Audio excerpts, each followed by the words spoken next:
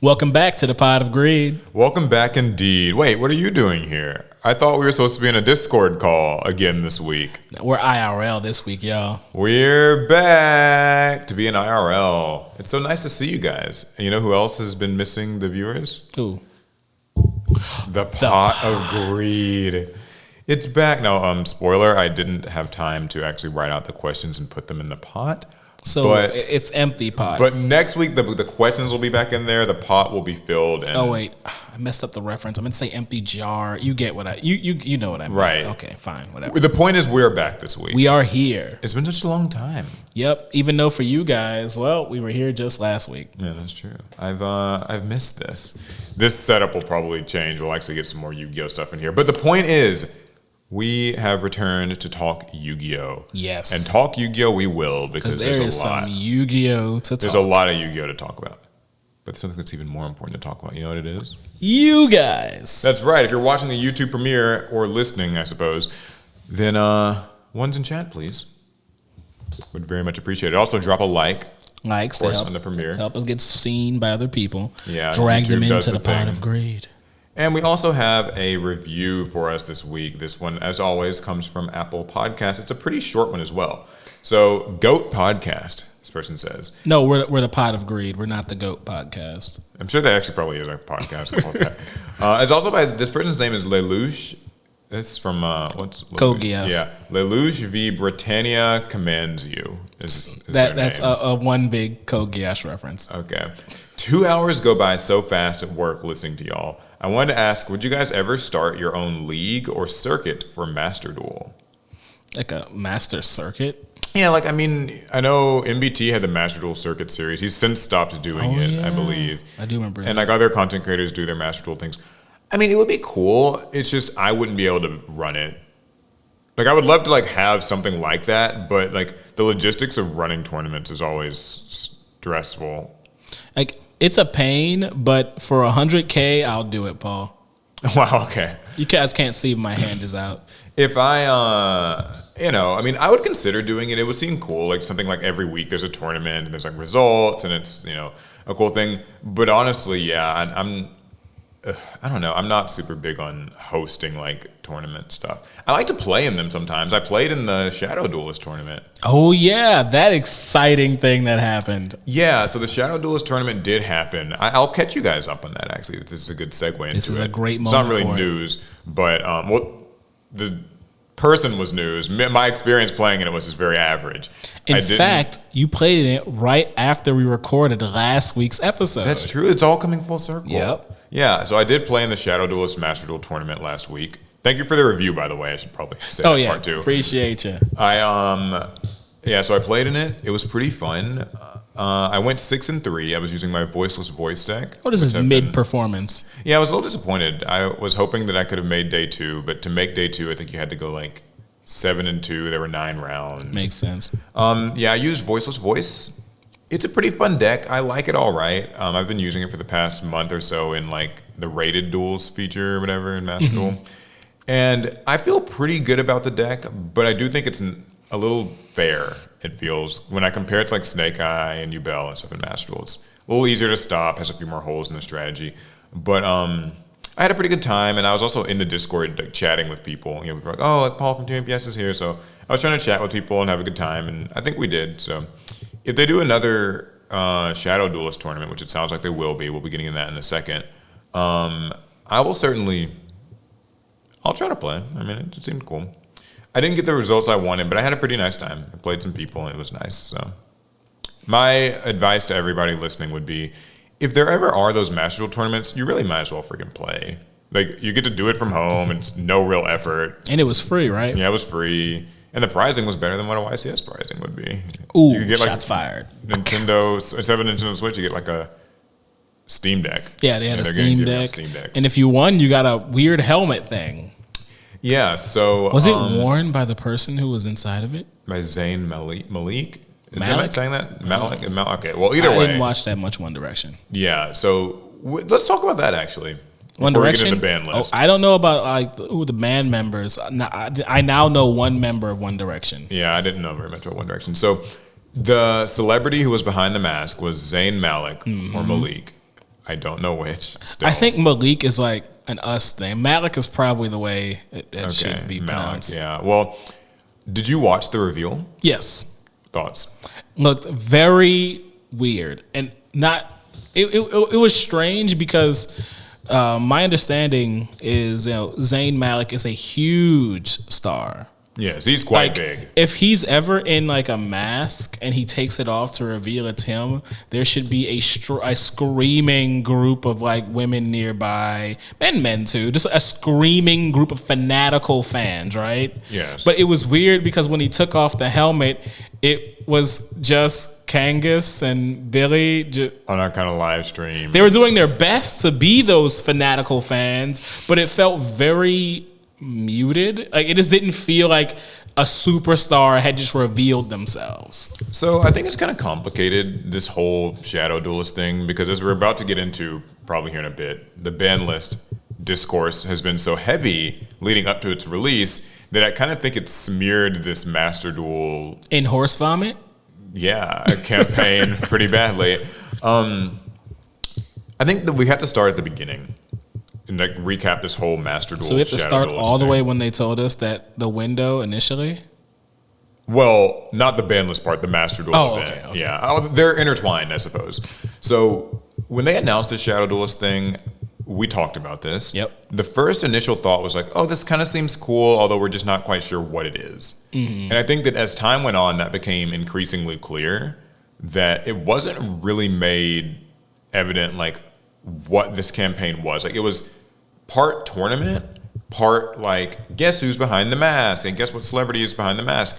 And I think they never, over the course of the few weeks, they never really managed to tie them quite so well together. I think it's because they answered the who and the what of this event. They never figured out the why. Why is there a Shadow Duelist? Why is it Zayn Malik? Why should we care? Yeah, and so the tournament, it happened. It was cool. It didn't actually even cap on attendance. I genuinely thought it was going to cap on attendance, but then I realized people, I think, just weren't understanding what the social media posts were about, because I would see comments whenever they'd like reveal a clue. Mm-hmm. I'd see comments and people would be like, hey, there's a lot of people who are like, we don't give a shit about this, it goes to the ban list. But there were also horse memes. Yeah, or like horse memes. There were also people who were just kind of like, I don't get it. Like, what's the point? Like, or like, where do I sign up? Like, people were like, where do I, like, it seemed like there was dissonance. Yeah, even though I do think they did attempt to tell people what this event was and how to get involved in the tournament. I think the issue was the Shadow Duelist social media posts have technically nothing to do with the tournament itself. Yeah, they don't. And playing in the tournament doesn't really, like, I think they were trying to kind of spin it as, help or like fight to, kind of uncover the Shadow Duelist or whatever, like help do it.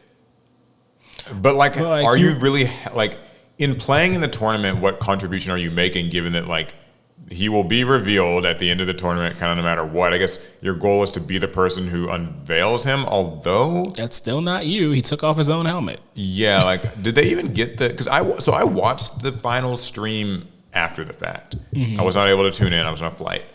But when I was watching it, I was kind of like, so the person who wins the tournament doesn't get to talk to him? Like, I didn't see that. I don't think that happened. Like, congrats to the person who won, but like I felt like they were gonna like bring them on stream and like let them kind of have a moment to talk to him or something. Like, I think that would have been something to marry the two ideas together, if at least the winner somehow interacted with the Shadow Duelist. Mm-hmm. And maybe you see the Shadow Duelist hand the winner the helmet, or maybe you take the helmet off the Shadow Duelist, Yeah, I guess that would involve... I said you, but you lost, now didn't you? No, it was me, I won. I was the person who won. I mean, it would have been a lot more effort and trouble, but it would be cool if like they'd flown out the winner and then like they got to do... just something kind of that feels, like you said, like some connective tissue. It would have felt a little bit more Yu-Gi-Oh-y. Ooh, that's a weird phrase. It would have felt more Yu-Gi-Oh-y that way, with how, in in Duelist Kingdom when Pegasus. You win the tournament, you get to play against Pegasus. Yeah, or even in the flashback where like he gave Weevil the trophy, and like Weevil's like super nervous, like, oh my god, like I'm getting to meet Maximilian Pegasus. You know, like there's like a celebrity element to it. Instead, there's just like a remote call sort of thing, which he wasn't even at the Konami like headquarters. He was remote even from that. So yeah, I thought he would have been at the headquarters. Maybe he was in a different room. That wouldn't have surprised me. So it's really strange when you think about it. That means this stream was in 3 different places. Nobody was really connected. So Zayn Malik, putting aside the fact that like I'm not a One Direction fan, so I did not really know who he was, but I know that he has a huge fan base, like insane. I saw his post about the event on Instagram, and it got like 1 million likes in like an hour, and it's he's got like 1 billion followers. So Yu-Gi-Oh players were saying like, who the fuck is this guy? I don't care. Like, who the hell is this? I don't know who this is. I don't care if this is stupid. Give me my ban list. That's fair. But in reality, he is a huge deal. It made me think though that maybe they did this kind of backwards, where instead of it being like this shadow duelist who's going to unveil who they are, they should have just been like, Zayn Malik is going to play Yu-Gi-Oh on this date. Be there or be square. Like, if you're a fan, you will be there. Yeah. Because what we ended up with is basically this Master Duel live stream where most people that are tuning in are like hardcore players. Half of them only out of spite, right? Yep. We don't have a ban list. And like then that way his fans would have been able to be there. Like all these screaming fangirls and fanboys and everything, and then they'd be exposed to Yu-Gi-Oh.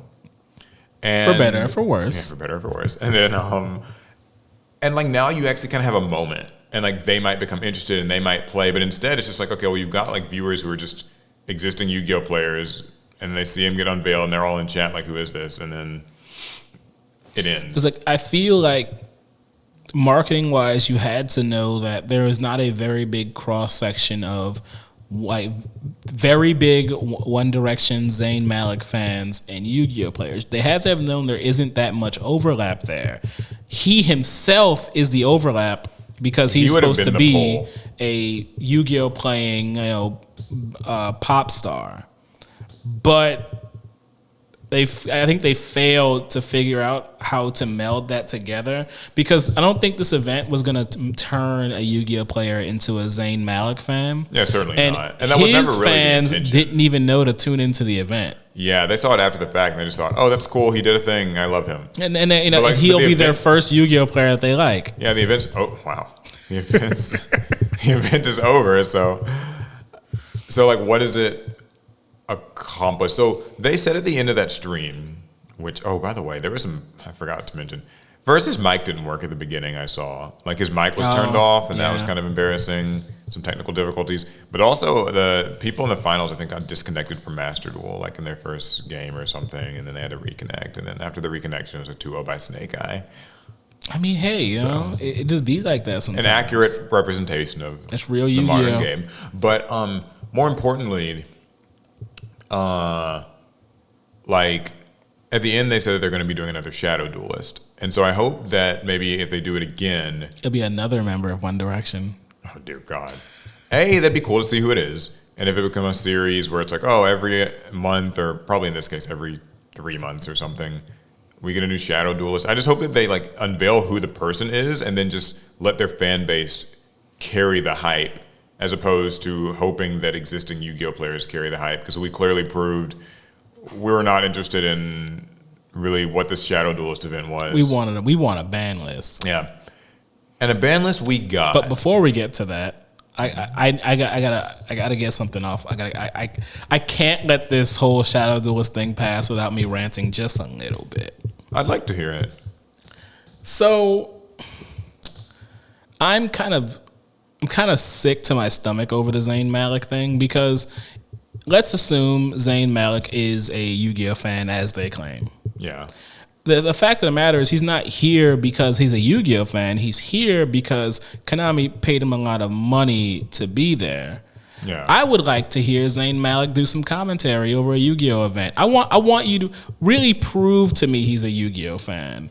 Like, he showed his binder from childhood. Did you see that? Yes. But that looked pretty relatable. who doesn't have a childhood Yu-Gi-Oh binder? Y'all paid this man, having it like kind of shows that he's paid this man all this money to like be relevant to us today. Is he relevant to Yu-Gi-Oh today? I want to see evidence. Don't. It feels like, why did you pull someone who was a fan of Yu-Gi-Oh back in the day into modern Yu-Gi-Oh?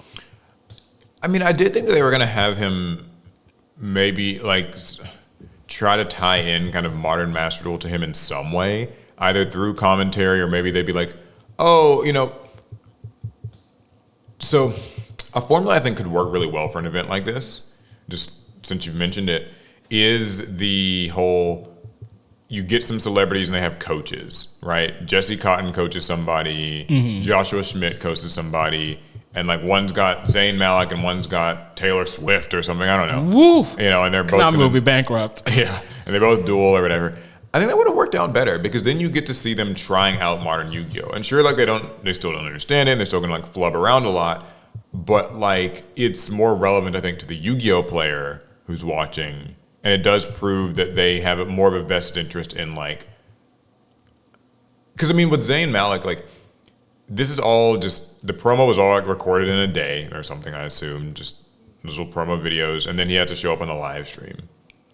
And he didn't really like play any Yu-Gi-Oh! And It kept them as far away from modern Yu-Gi-Oh! As they could. And then, you know, probably on purpose, right? Like he doesn't know what the hell is going on. I wouldn't blame him if he didn't want to. It's like, then in my opinion, you shouldn't have brought him at all. Because if this were a retro Yu-Gi-Oh event where I feel like a fan of old Yu-Gi-Oh would make a lot of sense, cool. But I mean, this is modern day Master Duel. Someone got too old with snake eyes.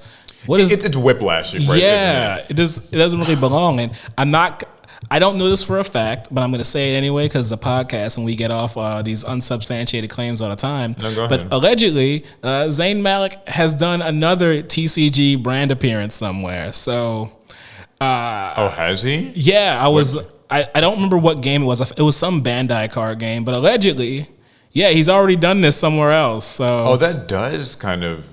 A bit of a hit to credibility. Look, now I haven't confirmed that. I might have just got off some misinformation, but it's a podcast. That's what we're here for. Yeah, we're here to scream lies into the microphone. Yeah, I mean, listen, I hope that they can improve on it for the second one. I do think I'm going to throw them a bone here. This was a good idea. I think this is something that they do need to do more of. You and I have had this conversation before, like in private, where it's like, it would be good if they could kind of get some celebrities involved in Yu-Gi-Oh! That's true. And see if can you find a celebrity who likes Yu-Gi-Oh! And kind of make it a thing, make it an event. That's how certain games and stuff have popped off. Yeah. You know, Fortnite owes a lot of popularity to Drake, of all people, playing Fortnite. We don't need another thing owing Drake their success. Yeah. Meanwhile, this is more of it's a little corporate, perhaps. Like we'll see. I think this really wasn't done very well, and it kind of reeks to me of like someone at Konami got dumped this idea, and they got told to like, hey, make it work, and they were like, oh, okay, we got to somehow incorporate Zayn Malik into Yu-Gi-Oh. While we're on the topic, I think they should have like announced it in game. I know they can't because like this is just the Master Duel like North America they don't team. have They that don't actually like program their dev on the game, but like that would have helped more people actually know what the fuck is going on. Because I don't know. After a while, seeing all those Shadow Duelist posts just got like. It just seemed like it was all kind of disconnected. It is weird that this was strictly on social media. Yeah. You could argue that this wasn't even real. Because like if it happened on Twitter and I guess Facebook. Yeah, so my guess is that they will take some of the constructive criticism that I'm sure they have plenty of. I don't think the horse memes are going to do it. Yeah, and they'll hopefully improve it for next time. Because I want to see them continue this. I know like it sounds like we're giving it a hard time here, and we are. And it deserves a hard time. But like, I've at least spoken to some people involved in Konami marketing and some of the digital team and stuff, and like, they're trying their best. I know it's difficult. Ideas like this probably took a lot of like moving mountains to even get approved at all in the form that it was in. That's true. So I hope that the fact that they already have it confirmed that they're going to be doing another means I hope that they can just make some of these improvements and the next time can be just a little bit better. So here's hoping. But you know what doesn't need to be better anymore? What doesn't need to be better anymore? The need for a ban list, because we got one. That's true, and it kind of impeded the whole Zayn Malik thing because they announced the date that the ban list would come out on the stream where he showed up, which I think was certainly a choice. I mean, I think they were people desperate. had gotten so angry. I really think Konami was desperate to try and get people to stop bringing all of that ban list vitriol to the Master Duel event, and that's why they did it.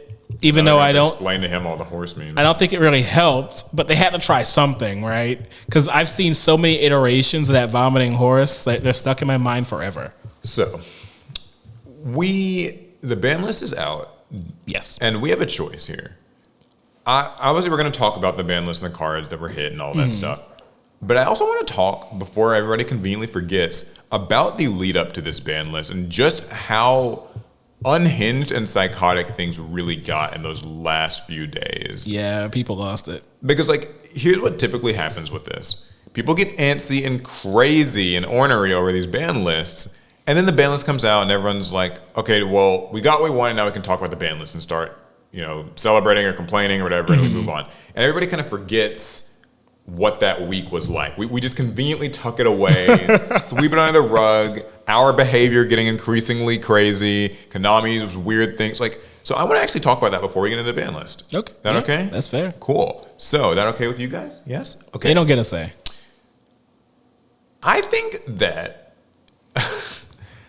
I think this is a toxic relationship at this point. The TCG community and Konami, it feels like it's hitting a breaking point. I mean, where do you start with this? The horse memes? No, actually, here's the horse memes were more of here's a where you symptom. Start. Konami saying, the whole we're going to release this in late August. And they said that in July, right before Nationals. I remember how optimistic we were when we got that window. We're like, wow. It's so funny. Communication. Finally, I don't think they're doing that ever again because all that's led to has been dissent and chaos in this community as people argue and tear each other's throats out over what does late August mean. Does it mean anywhere from the 15th to the 31st? Does it mean literally the 31st? Does it, all that stuff, people are arguing over that. And then I think that Konami waiting as long as they did to release, how do you feel about that? Oh, you already know how I feel about it. I mentioned this before the ban list came out, was the worst thing they could do was wait until the very last day of their window, because that defeats the purpose of a window. It's kind of like when the AC repair guy says, yeah, I'll be there between 1 and 6, and they show up at 5:30. It's like, what was the point of giving me a window when you showed up at the end of it? Konami might as well have just said you're getting the ban list on the 31st. Yeah, they should have just set a date in advance. Because in my mind, all I can think of is that they were intending to release on the 31st the entire way through. So they gave us a window for what? Just to mess with us? Yeah, and I feel like that's where that sense that you don't know if it was pettiness or just kind of, this is just the schedule, this is how it goes. And because it's ambiguity and because they're not going to say anything, I think it really made the hard feelings felt. Oh boy, and the Yu-Gi-Oh players made themselves known this time around. Yeah, and so, the meme started taking off. I remember first it was the guy with the meme about his grandma being locked in the cage. Yeah. He's like, I'm not letting her out of the cage so I get a ban list. It was kind of funny, whatever. Then the vomiting horse showed up. I don't even know where that started. So some random person posted it and it just kind of took off. And so many iterations. Yeah, it's just this disgusting AI generated, by the way. Posted every single day under every single Konami post. Which, that's another thing with Konami too, is yeah, Konami, stop posting. When you know the Yu-Gi-Oh community has lost it, stop posting. Well, it's just, okay. Stop posting if it's not an update of some kind. Because it was just okay, here's this new card that's going to be on the side of the 10 of dueling mirrors later this month or whatever. It's and then there's just vomiting horses and everything else underneath it and ban list spam. And it's kind of I get it, you're getting more social media engagement. So I guess if you're a marketer, maybe this is the best time of year, is ban list season. But come on, they knew people were, going feral, and just say something, like just say anything, like we something to assuage people's fears. We hear like you. They shorten the window. Like, the Banlist will come out between the 29th and 31st. There's also this implication in the fact that they released it on the 31st when they said on the 29th that they were going to release it on the 31st, which suggested it was done for a while. Like, it suggested that the list had been like kind of finished, finalized, and ready to roll out, and they were just choosing to do it late. In some ways, doesn't the list kind of have to be finalized before it releases, right? Well, what I mean is just like, okay, so the way that they released the date was that on the Zayn Malik stream, yep, they put in the description, and then Billy Break quickly mentions it at the beginning. They just put kind of buried in the description, the TCG Banlist update will be on the 31st. We knew they were doing that so people wouldn't spam the chat and freak out any Zayn Malik fans who were there and like, what the fuck are these people talking about? How would they even get to the chat? They wouldn't know. Yeah, well, the point is though, so they said that, and that was like on the 29th. So why not maybe just release the list then? Like, if you have it. If you can tell me that it's gonna be coming out on the 31st, then you just have it done. See, they can't do that because then that completely. Now that would deter from the Zayn Malik. Yeah, thing. trying to get this event off, and now people are just like, "Oh, Banlist." Yeah, but that suggests that it probably was done before then, and maybe they could just release it earlier in the week. I mean, there's a real chance because none of us knows how the Banlist is made or how any of this works. There's a real chance the Banlist has been done for months and they just kind of held on to it for some reason. It's funny you mentioned that actually, because apparently it got leaked. I heard on Wednesday in some group, Zodiac or some other Facebook group. Apparently they had leaked it. Now no one was sure at the time if that was real or fake, but that's how that Grass Looks Greener had some buyout a couple days before the ban list, and everyone was like, why is this having a buyout? And apparently it had been leaked. It's interesting because I remember when the ban list came out, Alex was looking at card price and he's like, people were buying up Grass days before the list came out. And at first I'm like, Alex, you're just crazy. It's probably people that were crazy ban list they were speculation. they were probably just buying out because they thought maybe it might come back, and they were right.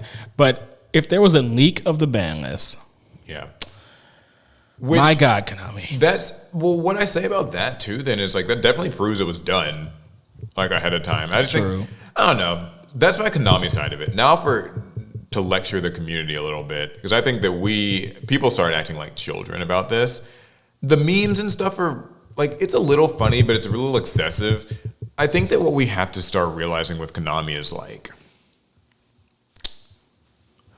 okay, a question for you. Do you think things went too far? Do you think it was all kind of just I think they went exactly as they should. Okay. Because I think Yu-Gi-Oh players have reacted exactly how Konami has conditioned them to. This is well within expectations. We get pretty crazy around every ban list announcement period. Konami has plenty of data points to reference when they want to know how we're going to act before a ban list comes out. And there was no surprises here. The spamming underneath their posts, we've done that before. Have we done a vomiting horse meme before? No, we haven't done that one, but we've had others. Yeah. So this was honestly just par for the course, and that's why I'm surprised that Konami released the list the way they did, because you just maximized how bad it could be. Yeah, I think that it causes more scars. Every single time, it's things just. The abusive relationship, the guy's kind of he's nice to you every now and again, even though he abuses you all the time, and it keeps you coming back. It's kind of unpredictable. So before we got into this ban list discussion, I just wanted to bring that up because it's I think we're just hitting a breaking point where I don't know how much longer this sort of thing can go on. I was talking to Alex about this yesterday that, the idea of maintaining the player base, that no longer seems, Konami's actions no longer align with that idea anymore. How do you mean? Because we understand they're not trying to grow the player base. That's obvious, right? Yeah. With the way they do their marketing. They just want to maintain. But this antagonistic relationship that the Yu-Gi-Oh players and Konami have is not conducive to maintaining players, especially with all the new card games coming out, with how big One Piece is getting, with Bandai's ever increasing number of card games. And Konami's giving Yu-Gi-Oh players more and more reasons to look somewhere else.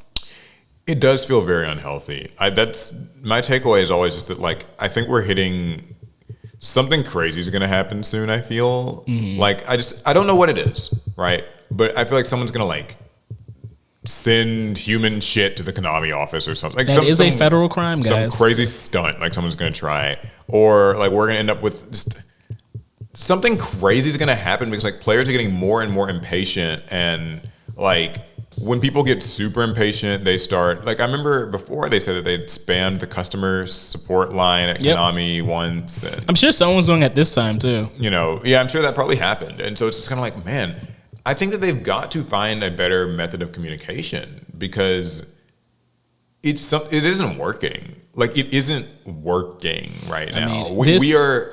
Well, the thing is, I think maybe now this is more tinfoil hatty. I think it is working. Okay. I think it could only be as bad as it was if Konami did this on purpose. I struggle to understand why they would like whip the Yu-Gi-Oh player fan base into a like a fear. I don't know why they would do it, but they did. And it feels, at this point, it feels like it's on purpose. This is all by design. The list was supposed to come out on the 31st. They gave us the window knowing it would come out on the 31st.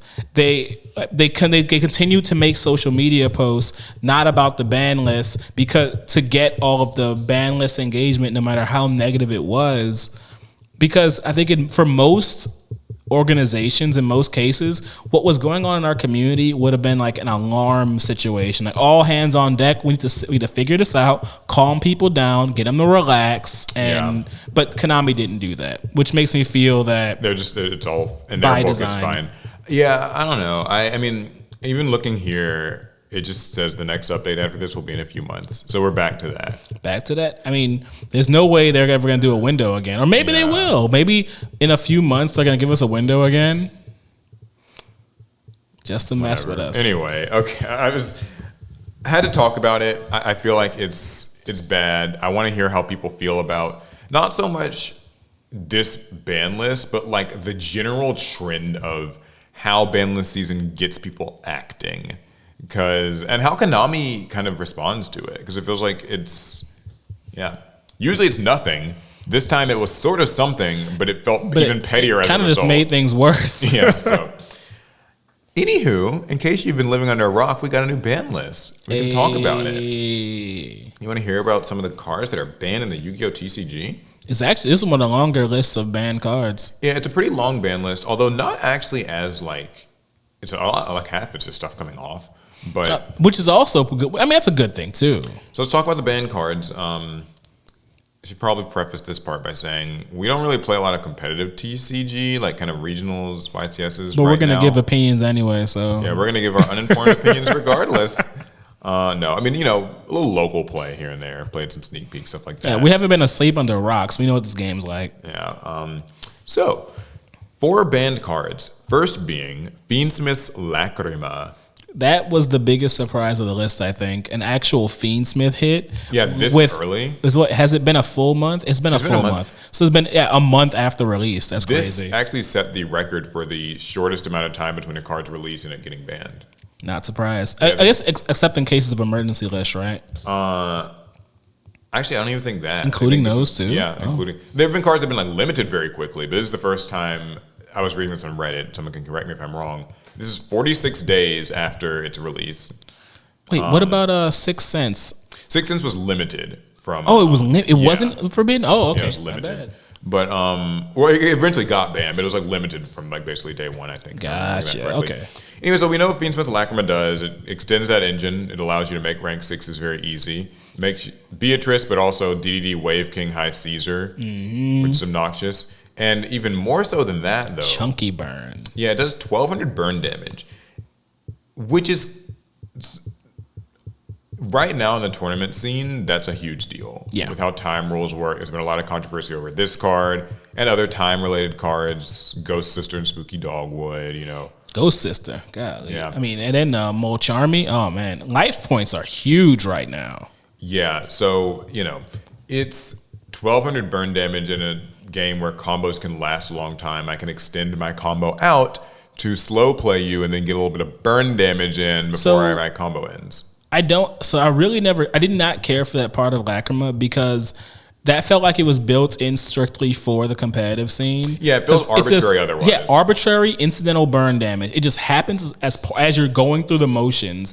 You didn't have to, you know how we used to cowboy for game. We used to have to try to get our burn to go damage into in. something. Here, you just get the it's damage. in-engine, built in. Well, they've been doing that more and more in recent years. Yeah. Sword Soul had it. Fluandere's had it. There's another archetype I know I'm forgetting. But that kind of incidental burn damage, they've been sticking that into more cards. And I think that it's... Maybe I'm being a little bit too mean about this here, but I think that it's petty. To design that into cards in a scene where we know how the time rules work, it feels like you are almost just actively trying to create these nasty little time situations. But that's tinfoil hat theory. Well, I think that it's more about it's another way that Konami ensures a deck and a strategy they're making will be extra meta relevant by baking in. And this deck will has a really good chance of winning in time. Yeah, man, that's true. Just bake it in because if otherwise you just put it in every archetype. Yeah. So that's banned. Also, Beatrice, just on a related note, is also banned. But Beatrice can't catch a break, man. I was honestly surprised Beatrice hasn't been banned before now. It feels like maybe once a year or so, there's kind of a... It's always under scrutiny. Always. And the thing is, I like Beatrice and just in general for her generic utility, but also, when BA was around, I was really playing Yu-Gi-Oh! So in archetype, Beatrice makes quite a big difference for the BA deck.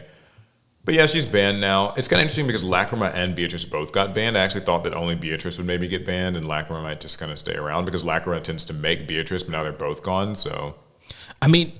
Maybe they just didn't want us to get away from a list without a Fiendsmith hit so he wouldn't just blow up.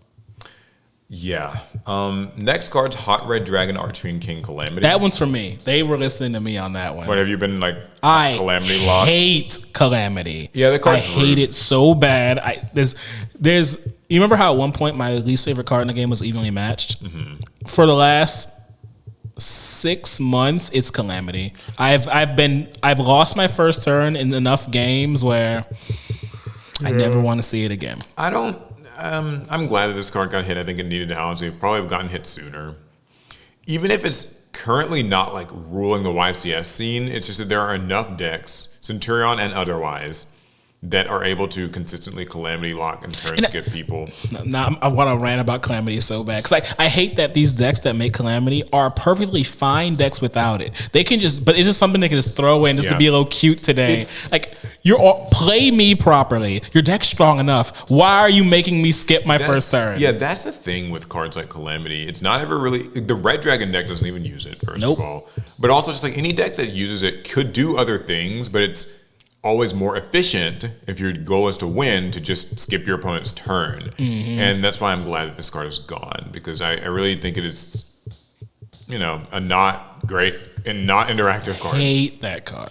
And the final ban, and arguably the biggest on this list, give or take Lacrima, is Apollosa, Bow of the Goddess. The writing's been on the wall for a minute, right? And no one is happier about this ban than me. Because I do not like... Well, you're a Master Duel player. That's the number one... Her and Maxi are your best friends. Yeah, that bitch is still legal in there, too. I really do not like generic extra deck cards like this. I've gone on record, I don't like Barone. I'm glad it was banned. I don't like Boiled Savage. Glad it was banned. And I do not like Apollosa. I'm glad it's banned.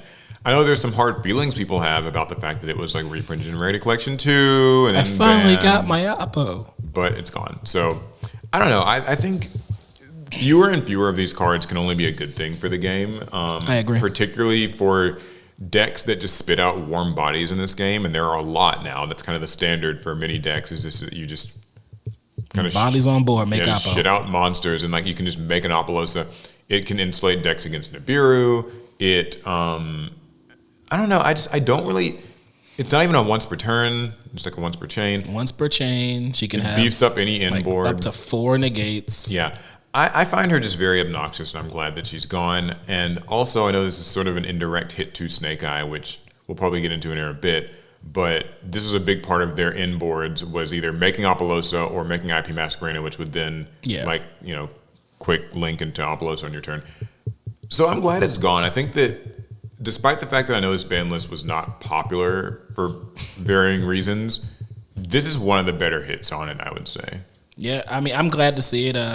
I didn't care for the link-heavy direction Snake Eyes went in, because I remember early on when I was like making my Snake Eyes deck and I was looking at different like lists. At one point, we had a very diverse kind of flow. Like, remember the UDS event? There were actually quite a few different Snake Eye variations back then. But we all kind of settled on the like link-heavy. Every negation possible variant of the deck, and I was at that point I kind of checked out with Snake Eyes, and I'm really glad to see her go. I'm glad Borlo Savage is gone, and for other reasons, I'm looking forward to seeing how Snake Eye has to adapt to this new situation. Yeah, I was talking to Chris a little bit about this list, and something that we were pointing out is like, Snake Eye as an archetype really it doesn't actually do anything. Yeah, it's become like it's just a resource engine. Yep.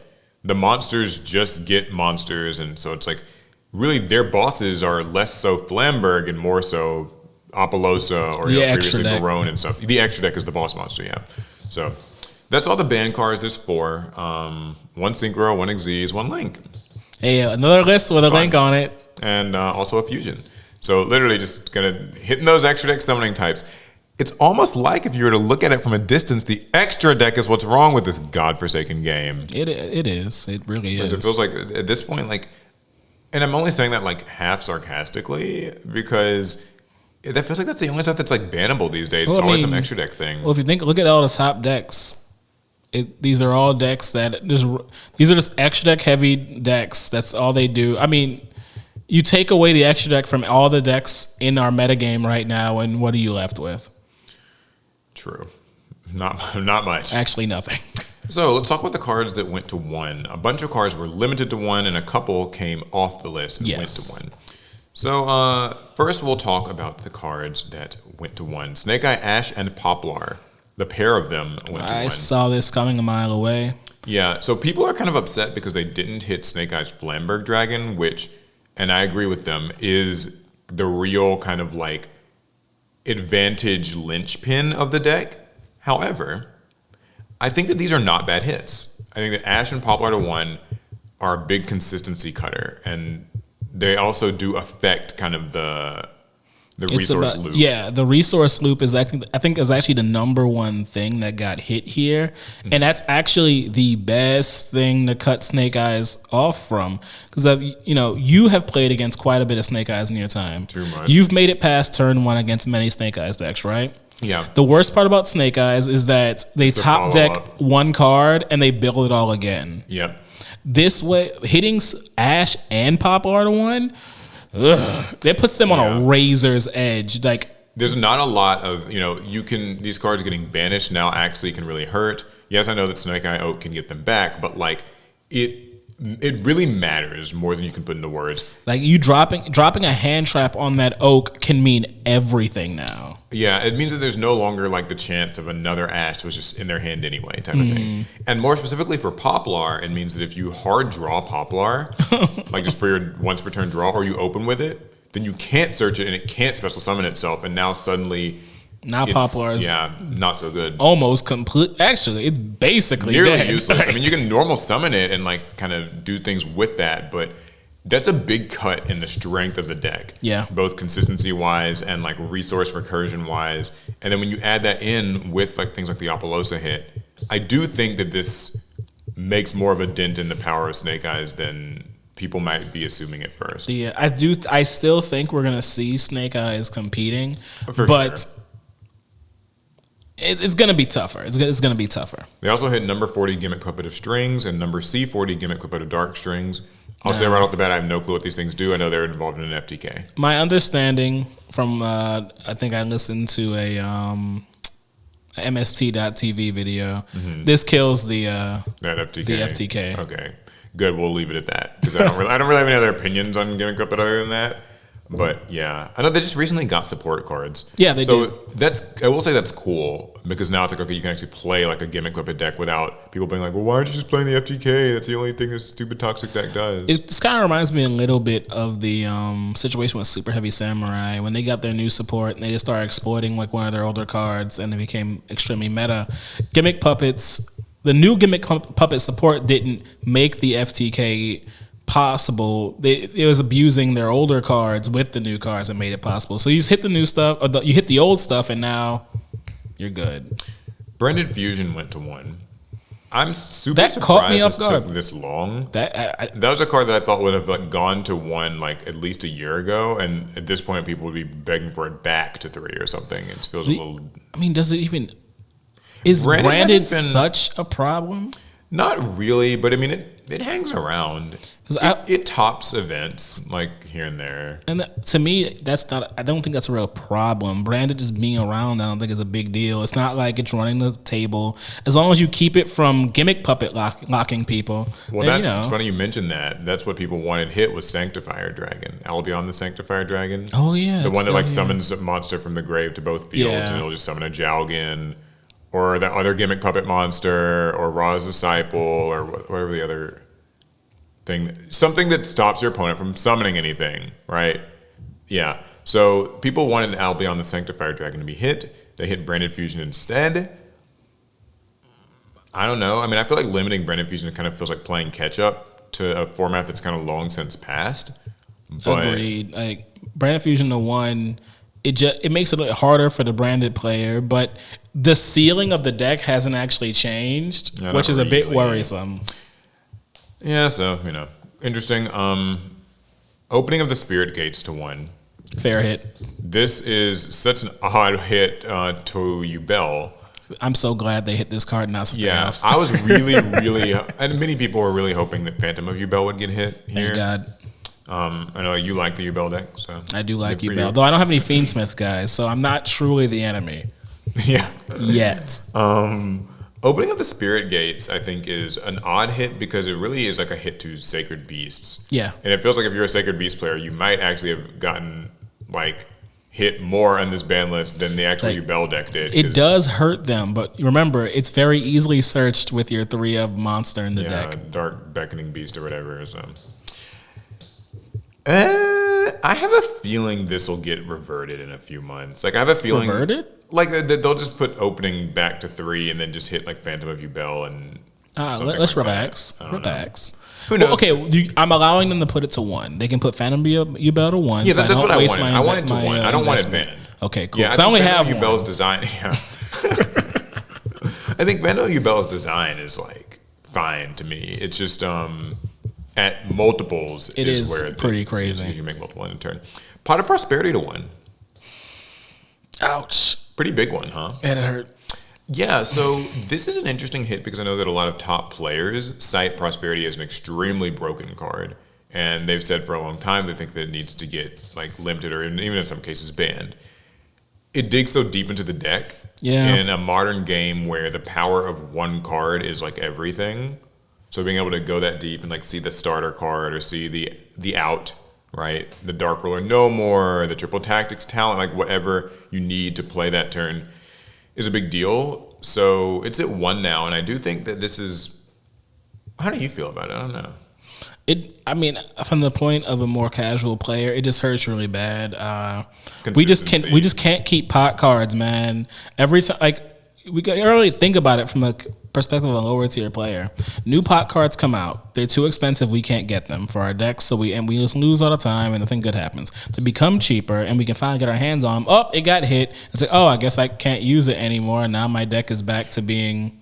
Like inconsistent and bad, which I guess it always was. All the while, though, these top tier decks never need Prosperity. Yeah, I mean those decks, I wouldn't beat them if they didn't have Prosperity. Because things like Yubel and Snake Eye aren't even really like, like they don't need Prosperity to win. No, most of them have like 12 starter cards or more. But when you're playing your low tier deck, like I remember when I added Prosperity to my Cyber Dragons, and suddenly I was like, oh my god, this deck actually feels like it can.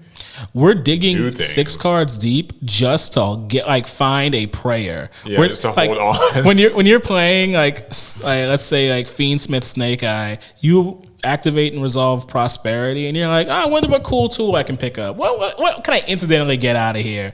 But if I activate that in my Plunder Patrol deck, I am desperately searching with my entire soul. Yeah. It does kind of suck that like where the Yu-Gi-Oh right now can sometimes feel as though it's just like the cards are so polarized between the top and the lower tiers. Like the top tier decks, prosperity is nice, helps me win more. Low tier decks, please to God, pray this prosperity sees like, one decent card. Just so top 6 cards, please. You're praying on it. And the same goes for cards. It makes you think of cards like Nibiru, where it's like, okay, top tier decks can play around Nibiru, right? Like, it's gotta like make this negate in my fourth or fifth. They all have a way around it. They have a way to make it or recover from it. Meanwhile, low tier deck gets Nibiru'd, and it's just like, GG's. That was a fun game. Cool. I tried to play the one time my deck was consistent, and I got Nibiru'd for it anyway.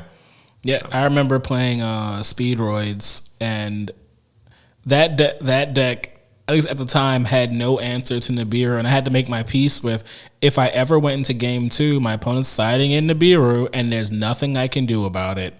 Because I remember at the time, I had one anti-Nibiru line, but it was based off of a coin flip. If they hit, I wouldn't die to Nibiru. If it didn't hit, I lost to Nibiru. Speedroids. Sangan summoning to 1. This is a Tenpai hit. So immediately when I read that hit, I was like, they hit Sangan? Yeah, I know. It's on there. Then I was like, oh, wait, the spell. Yeah, I think this is like a pretty fair hit, I suppose. Like people didn't like Tenkai very much. Tenkaichi. People did not like Tenpai very much. And, this is... So I was torn between where they're going to hit like the quick play spell versus the field spell. They chose to hit the field spell. I think that's probably for the best. The field spell technically did like more than just a quick play spell. It protects you and like lets you search. So, I think it's a fair hit. It's a fair hit. People don't really like Tenpai. Tenpai was never like really winning the events, it felt like, but it was definitely always like kind of the number 3 or so most. Tenpai was always in the conversation. It was always ready to win the event. If it just snuck past the like wily Fiendsmith player, then right. it could very well have won. And then Skill Drain also got limited to 1. I think that's a win for the people. That's a win for the people. It's a floodgate. I think, but it's a 1. Konami's been cracking down on the floodgates. This just continues it. Skill Drain was at 3. That was actually a card that Snake Eye could use. Oh, I know. Yeah, and then like they'd send it away with like Ash or whatever. So I think that this is another lost option for Snake Eye, and I think overall a net win because very few people enjoy playing against Skill Drain. Let's be honest. And then especially those dirty people who main it. You know who you are. You know what you did, and we hate you. And the cards that came back to 1 were Eva. Little fairy. Oh, I know Eva. Remember, I built Drytron back then. And that grass looks greener, which is not happy about that. Scary to think about because those grass decks really, maybe going, but and now it's at 1. You're like, oh, it's not a problem, but boy, when they hit it, yeah, things get insane. Pile decks can rejoice today, and those are limited cards. So next, here's the cards that went to 2. We can start zipping through these a little faster. Okay. Blaster, Redox, Tempest, and Tidal. So all the Dragon Rulers are now officially at 2. They can go to become a 3. I don't know why we're playing this out. List. It doesn't mean anything. I mean, I guess to give them some small amount of credit, Tempest can be used in like Dragoonities and Armed Dragons. It actually has a purpose. Like it feels like it's kind of retained some modern relevance. And Tidal could perhaps, given that we're getting like that Atlantean support in Rage of the Abyss, might find its way there. So, like, maybe it'll be used in that. That could be cool. It could be like a starter card to send something to grave and get an effect. What if I want to play pure Dragon Rulers? Good luck. Luna Light Tiger went to 2. That's been limited for a bit. Rejoice. Yeah, I'll probably come to 3 eventually. Thunder Dragon Colossus went to 2. It went to 1 just last list. I know. So you pleased? I know I'm very pleased. Colossus at 1 it was almost like it's like they gave us a small piece of candy because Colossus at 1 is not very beneficial. Colossus at 2 though, now that makes Thunder Dragon players go, let me slap this bad boy back together. A big thing with Colossus is that like it actually is only really able to be consistently a threat when you can make like 2 of them. Because we're in a game now where people will just be like, okay, like standby phase, imperm, and then like kind of keep it moving. Yeah, they can outrun Colossus easily. And in Colossus, like we talked about before on the pod, I believe, Colossus is more than just, at least in Thunder Dragon, it's more than just a walking floodgate. It's also a bridge into your like higher plays. It's a very necessary component of the deck. Yeah. So there's that, and then finally Ib, the World Challenge Justicar. So more of these 2019 era cards. It's been so long since we had Ib. I'm not gonna lie to you. I forgot what got her banned in the first place. I'm always surprised that someone hasn't done something kind of with this, because she was at 1 for a bit. No, she's at 2. So we'll see. And then the unlimited cards, Armageddon Knight, which to me as an old school player is a big surprise to see. I remember there was a period of Yu-Gi-Oh for about 10 years. While Armageddon Knight was just like at 1, and it was always this sending huge... dark monsters to grave. Mm-hmm. It's never been acceptable. Yeah, it's always been really abusable. But I think we have finally reached post-modern Yu-Gi-Oh where like Armageddon Knight is not worth it because he's not in an archetype. A normal summon to send one dark monster. Summon, and like you can't search him, and you'd rather summon your Snake Eye Ash. Right. So. Red Rose Dragon, good for the Rose Dragon players. You can finally put your decks back together. Magispector Unicorn Kieran. This is just further improvements for the new Magispector support. It's not Kieran was never a problem. Performage Plushfire with its errata. Plushfire was a problem. Heartless Return. Ancient Fairy Dragon, Dinglong, First the Yang Zing, and Time Seal.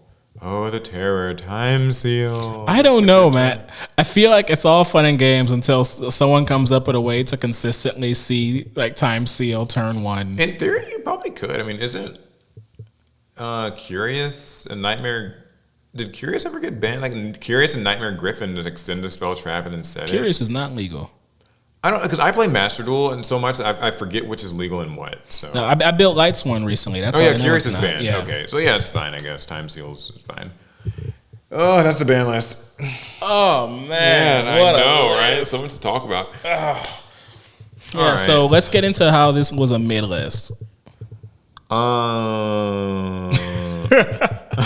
No, I actually am a big fan of this list. You know, Konami's typically in the house of, you know, banning a deck into the ground so it will never see the light of day again. I felt like these were pretty depth hits. They didn't kill anything where it won't be played ever again, but I do think these hits will have very like large implications for the competitive scene. I think that they're just trying to. They brought the power level down on Snake Eye pretty heavily, I would say. I know that the day one reaction was like, Snake Eye's still around. You didn't do anything. My friend didn't burn his Snake Eye cards. Hey, at Alestrals, can I get a starter deck?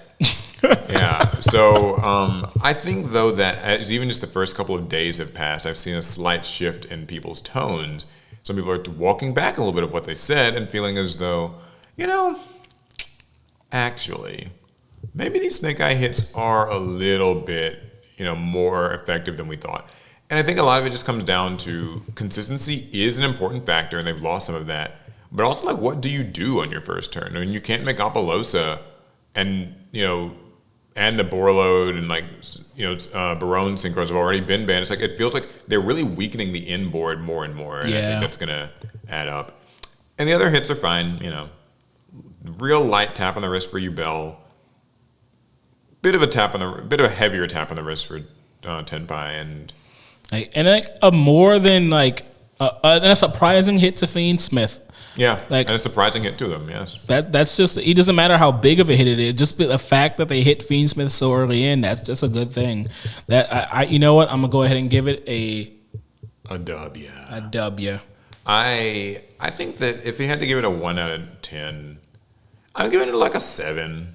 It's okay. Colossus came a 2, so it's kind of a 12, but I'm gonna call it a 7 too. Yeah, I'll give it a 7. It's all right. And my last thought on this ban list, other than that, would pretty much just be, you know, we've got a new set coming out, Rage of the Abyss. Not for another month or so, but it's coming. I'm excited. I have finally found a deck that I want to build, because it's been a while since I've found a new Yu-Gi-Oh deck to kind of sink my teeth into. Okay, you're gonna build Malice, we know. Oh goodness, no. I'm actually going to build the Atlantean stuff. I want to rebuild that. I was a big Mermail Atlantean fan back in the day, and so I'm hoping that this new stuff will be fun. I will be skipping any obnoxious turn skip type combos or loops or hand. Like I'm not going to be playing any of that. I just want to play the deck. I can't wait until they announce the new like lore archetype that's water based and it synergizes perfectly with the Mermail Atlantean support. And conveniently, now we are in the water format. Well, that's your ban list. It's cool. It's out. Are we happy? Is Yu-Gi-Oh saved? I mean, in the grand scheme of things, we are in the darkest pit we've ever been in. But in short term, yeah, Yu-Gi-Oh saved. Right. All right. Well, a couple of miscellaneous bits of Yu-Gi-Oh news then. They have now revealed everything that's on the tin of Dueling Mirrors. I know that you were really at the edge of your seat to find out which cards. So which vomiting horse is on what side? That'd be funny. I mean, for me, that was more of the takeaway from every single one of those posts. Was I saw a different vomiting horse under each one. Yeah. I mean, you know, someone should make a mock-up of that. It's the tin, but every picture is a vomiting horse. It probably exists. So yeah, the tins are coming out. We kind of know more about them. They've also revealed a few more secret rares. SP Little Knight has been announced as a prismatic secret rare. Thanks a lot, Konami. You really did us a favor. Oh boy.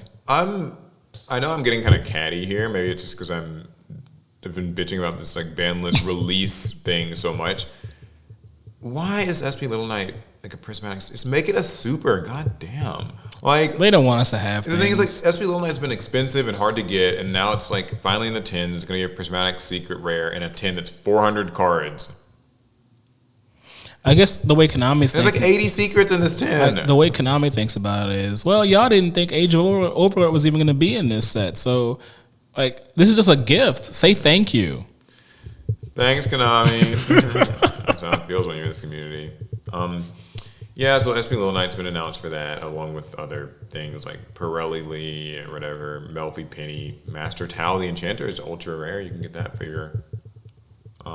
your illusion deck.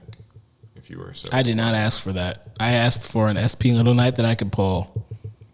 Yeah, we'll see. They updated the errata on Performance Clutch Fire into the database. Yeah. That's just kind of a cool little thing.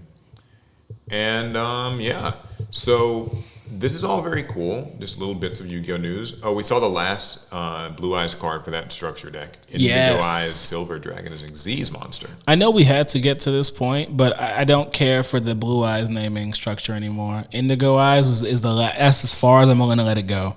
Yeah, because they've done Azure Eyes. Like we had Silver Eyes. Yeah, they've done like a few. Like I'm Indigo. That's it. Let's go back to being Blue Eyes. All right, guys. This also breaks the trend of Blue Eyes always getting synchro monsters, and Dark Magician always able to get like Xyz. So now we're gonna get a Dark Magician synchro, right? I mean, a Dark Magician.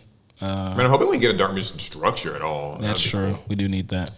Another little tidbit of news: Light of Destruction is getting a USA prints. Like they are releasing, re-releasing Light of Destruction. At first, it was only in Europe, but now they are releasing it here in the States. Yes. Why? Because you want it and you're gonna buy it. Like I'm really racking my brain trying to think of what's in Light of Destruction that I need it's now. Edison reprints. Like that's true. Substitutes in there. Oh, I do want Substitute. And like you can get like Light Sworns, Honest. Okay, that time passed already. I mean, like the Light Sworn. See. That's the thing. The Light Destruction reprints got announced around the same time as when we found out about the Light Sworn support. But the Light Sworn support has been out now, and so I feel like that the interest in that has already moved on. Well, they're doing it in the same fashion that they did with these retro packs, where it's going to be 4 packs at Walmart's for $17.96 or $17.94 or whatever. So, do you think this will be a part of the retro product release cycle? Well, I'm glad you asked because that was going to be my next bit of actual Yu-Gi-Oh news after all this miscellaneous shit. So, Yu-Gi-Oh Retro Games is a new social media page that they have created on Facebook and Twitter, it seems. I actually followed it. Let me see if I can pull it up. It's already gone. They deleted it. That'd be funny. Welcome to the official Yu-Gi-Oh Retro Games X account. Follow to stay updated on the Yu-Gi-Oh Early Days collection, that's that upcoming video game compilation, and Yu-Gi-Oh TCG retro-themed products. Cool. And they've got this little this logo that's very weirdly low res for some reason. Like the text is the retro games part. It feels like they just took that from somewhere. Yeah, just photoshopped it on. Is there a chance that if we search retro games on Google, we'll find where that came from, just in some random image? It seems like it's like been pulled from. Anyway, I had a hunch, but my hunch was that like the Early Days collection game is going to be called like Yu-Gi-Oh Retro Games, and that's like what the official U.S. name for the game will be called. Oh, I see. And then they like took that part of the logo and just stuck like it on here. just kind of like stuck it on here, but like they didn't have the official assets, so like they kind of manually just used some quick way of like pulling that. Just needed some way to get a logo together. Anyway, though, I think it's kind of cool. What do you think? Like Yu-Gi-Oh retro games, that sound like there's some potential there? I mean, it sounds like Konami is realizing, or at least finding an avenue to try to capitalize on the fact that the vast majority of the Yu-Gi-Oh market is not enamored with modern day Yu-Gi-Oh. Their adoration and their admiration is for retro Yu-Gi-Oh. Right. That is Edison and back. I've talked to a few people about this, and I think it's very telling that when you look at the most popular, Yu-Gi-Oh kind of gameplay online, right? Mm-hmm. It's someone-so's Master Duel segment where they spin the wheel or do some progression series, Rare Hunters, whatever. Yu-Gi-Oh. People don't really care to actually just watch modern Yu-Gi-Oh played in a vacuum. Now, that isn't to say that there's no appeal to it. Like, people do tune into these YCS streams. Those get good live stream numbers on Twitch and YouTube. People are watching that. They like to see it played at like the high level, but I feel like just your day-to-day content is. They don't want to watch us do it. Yeah, no one wants to. Unless you guys want to watch us do it. They say they do, they don't. The numbers, listen, the numbers don't lie. So I think that you're right. It seems like they're trying to use this retro games thing to maybe speak to the somewhat disenfranchised Yu-Gi boomer, you might even call them, crowd. Zayn Malik. Yeah. The crowd of people who kind of just feel like, this modern Yu-Gi-Oh is kind of this ruined nightmare, scenario thing. Like, I don't know what any of this fucking shit does. Everything's got 5 effects. Mm-hmm. Yeah, like I think that for the player who feels that way, it seems like they're going to be maybe catering to them. When they say TCG retro themed products, where's your mind go? I mean, the most obvious thing is Retro Pack. That's the first thing I thought of. Mm-hmm.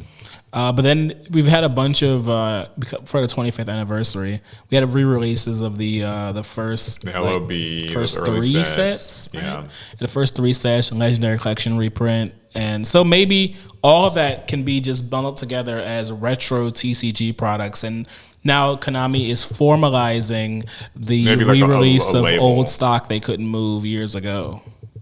Well, I think that'd be cool. I mean, I've heard some people even are thinking like, well, maybe it'll be like Time Wizard themed, like Edison products, like GOAT format. Anytime products. someone thinks something like that, go ahead and tell them no. Yeah. It won't likely happen. I mean, we all never say never, right? Konami won't disappoint you. That's the thing, but that's the thing. That's kind of what they specialize in, right? Woo! whenever like Konami gives us an idea, we all think of the very best and most interesting way that it could come to fruition, and it's always like let down. 6 steps behind that. Yeah, so realistically what I think this is going to be a way to kind of spam that retro Early Days collection game at you and then tell you to go buy some like retro packs and maybe some item destruction, and that's probably all it'll be. But still, I think that dividing it from like the modern Yu-Gi-Oh kind of the channels. modern Yu-Gi-Oh channels could be. I think it's for the best. There's something in that, like it lets you know, because I do think it's always awkward whenever what. I just realized the banner on the Twitter account is literally like the retro pack. It is. Thing. It is the retro pack picture. It's probably going to be a lot about that. But yeah, I think that like sometimes people, when they are making these posts and it's like, here, go buy like Metal Raiders at your card shop, and it's like, I don't give a damn, make a ban list, Konami. Right? Like, I think that they're trying to separate those crowds a little bit. Yeah. Will those crowds still come anyway when it's close to Banlist season and spam horses on every post? Yes. Probably. But at least it's in general separated, and that's probably good. Yeah, they don't. I was about to say they probably don't want us bringing the horse memes over. I look forward to the early days collection. I think it'll be a fun I'm game. playing the mess out of that. It'll be a fun game Like day one. Wait, when's it come out? We don't know. We don't have any information. Day one. Remember, you can get the information by following this account. That's true. Follow the account, guys. Don't spam it with horse Retro memes. games. Not this time, at least. Games. It's also, they made the Yu-Gi-Oh digital games like account as well. I don't know if you saw that. I did. It's a thing on YouTube. So it seems like they're maybe trying to kind of like silo the Yu-Gi-Oh a little bit. Yeah, to keep us away from regular people. Yeah. Like, I don't know. I think they didn't want to have to like post Master Duel stuff on the Yu-Gi-Oh TCG channel. Because we're so insufferable. Yeah. So I think siloing it off is probably a good thing. And that's all the Yu-Gi-Oh news I have for you today. Unless there's something I missed. No, I think about covers it. I knew the Banlist would be a nice chunk. Yeah, it's going to be a long one. Good, sizable chunk of our conversation today. Awesome. Well, Alec doesn't have his tablet, so he's going to be using his phone for his That's stories. right, guys. I'm phoned in. Very well. Yeah, you're phoned in. Phoning it in. You're phoning it in.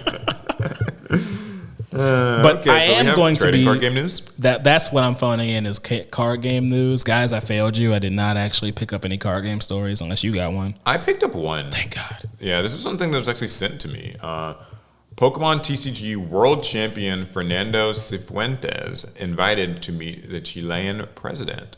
Oh, okay. Yeah, so 1 week following his stunning victory at the 2024 Pokemon TCG World Championships in Honolulu, Chilean Fernando Cifuentes was invited to La Moneda, the presidential residence of Chile, by Chilean President Gabriel Boric. So, to date, he is the first person to ever be invited to meet a national head of government in recognition of a TCG-related achievement. So, that's kind of cool. I didn't know they took Pokemon so seriously in Chile. I don't know that they did, but they say that the invite came after several days of clamor on the part of Chilean netizens. I've heard the phrase. Like online people. Countless social media posts were made calling on President Boric to invite Cifuentes to La Moneda in the wake of his triumph. Many even tagged the president's official Twitter account while doing so. And it all came to fruition when he finally set foot inside of La Moneda. So that's kind of cool, right? Though I am curious what that was like. Like, what was said? Like, did the Chilean president figure out what Pokemon was before the meeting, or? I'm not really sure. I mean, like, because I can only imagine what that'd be like in the States. Like if Biden had to figure out what Pokemon was. He won't know. So here's like a picture that they took. Oh, it's like when a sports team meets the president. Yeah, they got like a framed thing. He has this card in a frame, and that's. Can I just say that's also really cool that when you win, like in Pokemon, they make a card out of you with That like your is favorite. sick. Looks like he likes, what is this? That one of those Tyranitar forms? Yeah, that's the future one. I forget his name. Iron Thorns, I think.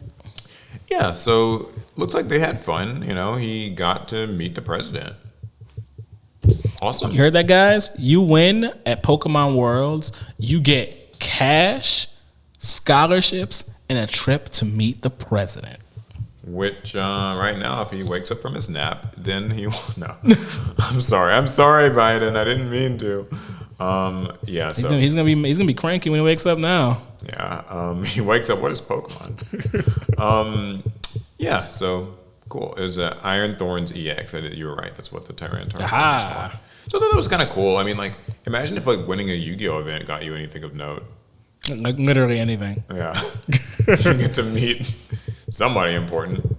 I mean, the Konami people in the back office at Worlds, which that's what I forgot. Worlds is this weekend.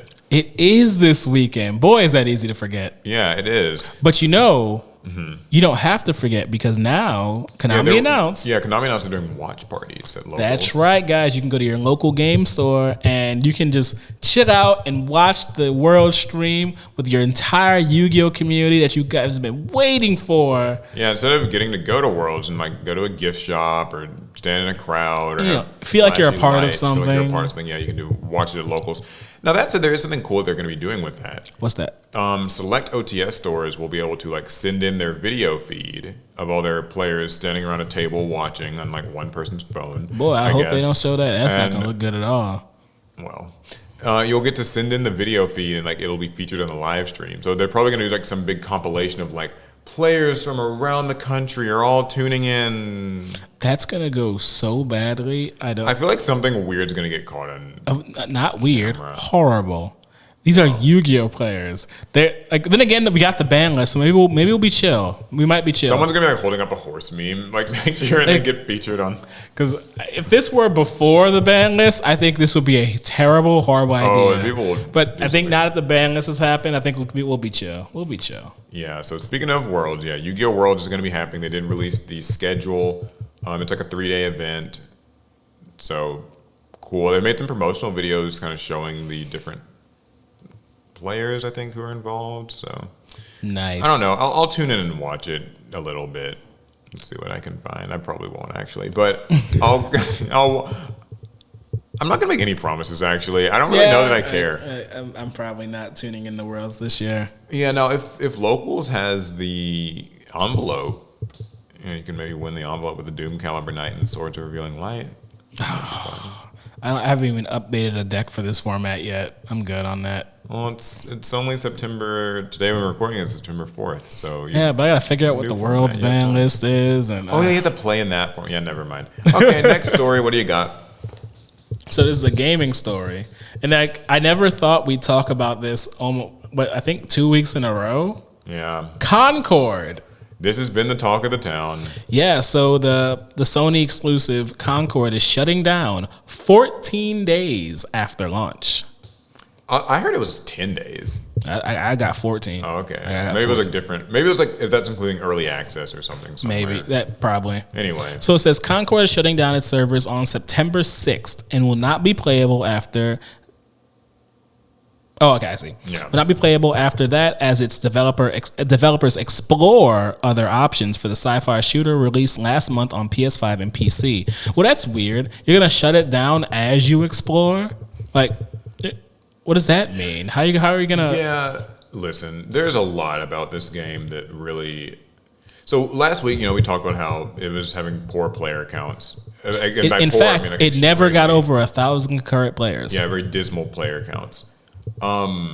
And obviously, I remember when we talked about it the first time it was revealed, it was not well received. The players did not like it. They found it unoriginal. Alec was one of them. He was thumbs downing, doxing, DDoSing, everything. All right, I didn't do all that, but boy, do I wish I had. People did not like Concord. They felt that it just wasn't it for whatever reasons.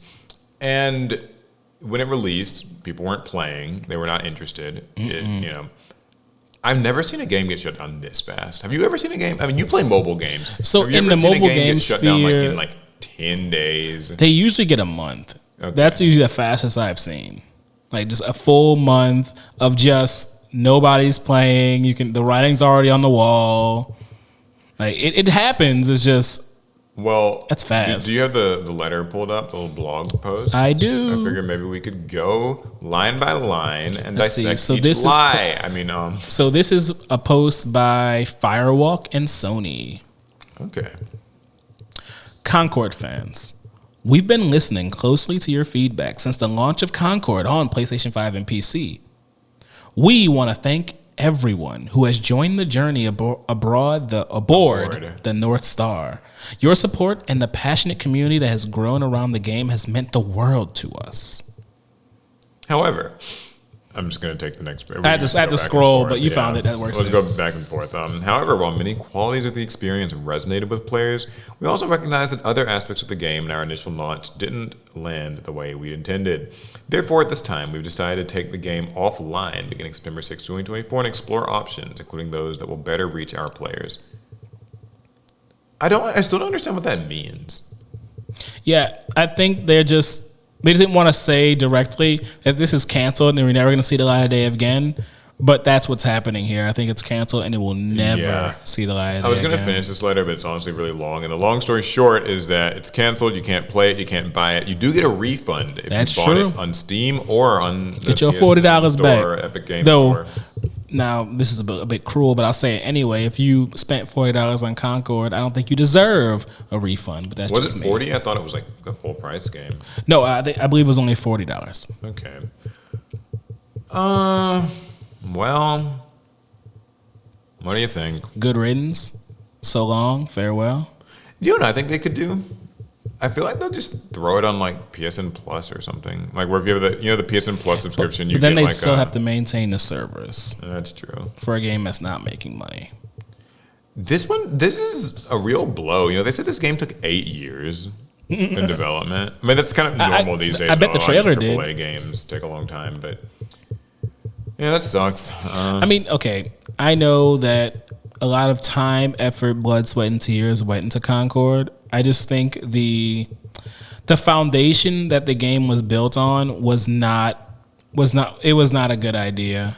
I think afterwards they put a lot of good work into it. When you say the foundation, what do you mean? Just being a hero shooter in 2024 with, and I hate to say it, without any unique draw to it. Like Concord looked like pieces of a bunch of other games we've already seen. It had a trailer like Overwatch. It looked like Apex. Yeah. It reminded me of Mass Effect. It never felt different. Yes. And you can't get away with that in this day and age, especially not when you want to be a hero shooter. So the PS5 open beta peaked at 2,388 players. The launch barely reached 700 players, and then plummeted to around 50 concurrent players in the following days. Yeah, it's interesting because like with Concord, people hated it when it launched, but it didn't launch to hatred. It launched to just disinterest. Yeah. And if there's one thing that we all know about a game is that the one thing that's worse than people kind of hating something is just not having an opinion on it and just not caring. Yeah. Because that's what I noticed when this went out and I was reading a bunch of Reddit and Twitter posts. A lot of people are like, what is this? Yeah. I don't even know what this I've never heard is. of Concord. Yeah, some people hadn't heard of it. So I have a cousin who plays games. He was like kind of interested in trying out Concord. Was interested. Rest in peace. I guess he won't be able to. Sucks.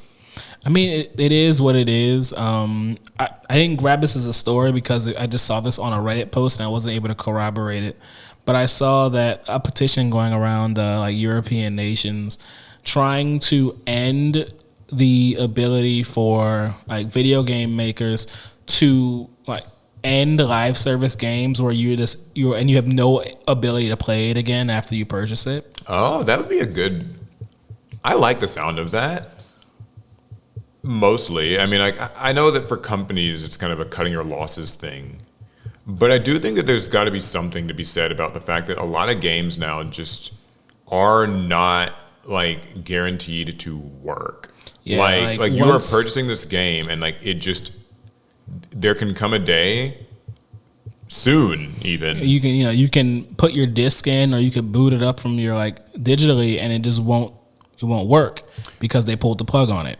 I think there will probably have to be some finer lines drawn around like what is a game and what is a service. Yeah. Because to me, like Concord, you had to pay $40 to get this thing, right? Mm-hmm. And like the same with Foam Stars and stuff before that, they're making it free to play or whatever. But like anytime where you have to like pay to get in the door, we're excluding, skins and all that stuff. We're talking about like pay to just get the game. Right. I think that those games shouldn't be like there should be, even if their main servers get like taken down or like they stop support, there should always be something that players are allowed to continue to sign into. At least have that maybe be guaranteed for X amount of years or something. Right. Because I don't think that these games should be able to like take your money and then go offline in like a year or two and then not actually give refunds. And they'll be like, oh, we're giving out like free skins and stuff to like, whatever for the last month of the games. But that's not, to me, that's not okay. I always bring this up, but that's happened with me in Battleborn. It was a Gearbox shooter. I always talk about it.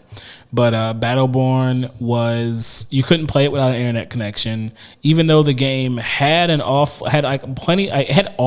gameplay where you didn't have to play with other people, and it had couch co-op and everything. But when Gearbox said, yeah, the Battleborn thing didn't work out, Overwatch kind of crushed us. Yeah. I can put my disc in my PS4 and it just won't work, despite the fact my disc has the vast majority of the game on it. Yeah. It can't connect to the server, so it doesn't work. And see, to me, that's what I think that they should be like legislating against, is just the ability for games that you paid money to like purchase a disc and nothing comes of it. Like, I think that if you define a game as a service strictly, like if Yu-Gi-Oh Master Duel, like technically it is fully free to play, then maybe that's different. But I think anytime that you have to like pay to get in the door, that's just not okay. True. I agree. For it to... Well, speaking of failed PS5 things, I've got a story. PS5 things? Oh, what are you getting at? PS5 Pro price and launch date might have just leaked. Here's that's not a failure. Well, it's not. I mean, it might be. Who knows? Oh, okay. It could be announced via a simple blog post. So the PlayStation 5 Pro is coming. We're almost 100% certain of this. The leaks have been coming fast and furious, with a new sketch and announcement window leaking recently. Well, a new leak emerged from an anonymous poster on 4chan claiming that the PS5 Pro will launch through a Sony blog post on September 9th. Rather than having all the pomp and circumstance of a press event, it looks like Sony wants to keep things a little more low-key for its premium console. That's probably smart, as it will sell pretty well regardless of how it's announced. So the promotional image shared by the leaker, seen above, also features a December 6th date, which is presumably the release date for the console. Ooh, there's a stripe on it. Yeah, so that's kind of the, not that, but yeah. What do you think of the look of it? It looks similar to a PS5. Yeah, there's a stripe on it. Or whatever. Actually, it's like multi-stripes. Ooh, multiple stripes. Yeah, very different. Very cool. Worth more money. Very demure. I'm sorry. So here's the interesting thing about this. The leak reveals that Sony intends to release the Pro version in two different models, a disc version and a digital version, just like the original PS5. According to the leaker, the version without disc support will cost $599. Ooh. And the one with a disc drive will go for $100 more than that at $699. That makes sense. We're talking $600, $700. So the leak's validity can be questionable since it's some anonymous person on board, but the information contained makes a lot of sense. Who knows if this is true? This is all conjecture. If this is the case, though, what do we think? Price tag wise is mostly what I'm kind of fixating par for the on. course, right? I think this is what we expected, right? Low key, I thought that they were going to try to make this thing a little cheaper, just because like we're in an economy where like people are really having it rough with like affording things. I thought that they would be a little terrified to release a console at a record high price of $699.99. But I mean, this is the U.S. and it's releasing globally. I mean, like not everybody's like pocketbooks are getting hit like ours are. It's kind of interesting that the digital edition is $600, the disc edition is $700, but with the regular PS5, there was only a $50 difference between those two. Whereas with this, it's only $100. Okay, difference. that feels like that doesn't feel as good. That's like kind of bloated. You buying a PS5 Pro? So, I don't need a PS5 Pro. I actually assumed it will be digital only. Now that I know that it'll have a disc, I might consider it because $700. It's $700, but there's a real chance that'll be the last Blu-ray player. Also that. Yeah, I don't know. I mean, I know that they've been talking about like the specs of it and how it's such and such percentage stronger or whatever than a PS5. Which isn't all that concerning to me. I'm always fascinated by how much these companies are willing to price these things, because I don't know who's going to be. $700 is a lot. Now I get it. This is the PS5 Pro. It's for how much was your phone again? Not an accurate comparison. Oh, okay, I'm just saying. Not apples to apples. Your phone is much smaller, but more capable. I would argue. True. But like I don't know. I mean, who? I guess this is for the hardcore crowd. Like you are a PlayStation, you Sony are a pony. Sony pony. Yeah, you're ready to pay your $700 and get a slap in the face with it, right? I mean, but the thing is, this is a lot of money. I'm into my physical media, and the way I look at it is, this is probably the last PlayStation with a disc. Like this is the last one. True. So I figure, you know what? I can't get it now, and I can't get it on release. But like, give me like a year. Give me 2. This is cool. I'll get one. Although, if you want it to be like a Blu-ray player, I mean, isn't your PlayStation? It is. This is a stronger one. Okay. Cool. That's the PS5 Pro. Back to you. More news at 8. Oh yeah, and boy, is there some. Hey, Paul. Hey. When we play Final Fantasy, guys, we play a lot of Final Fantasy 14. Right. What is like the number one issue you have while playing Final Fantasy 14? I don't actually have any issues. I'm usually happy when I'm playing. I can tell you have an issue. Your controller. Your controller is always an issue. Oh yeah, my controller. I thought you meant like with the game. I mean, Oh no. I do need a new controller, but Well, Acer can help you out. what do they have? So they have a laptop where the touchpad turns into a detachable controller. I have to see this. Acer. Or I guess you can show me. I got a tiny little picture right here. Oh, that's interesting. They even show right here where you they kind of press a button, the touchpad pops up, and you can just pull out a controller.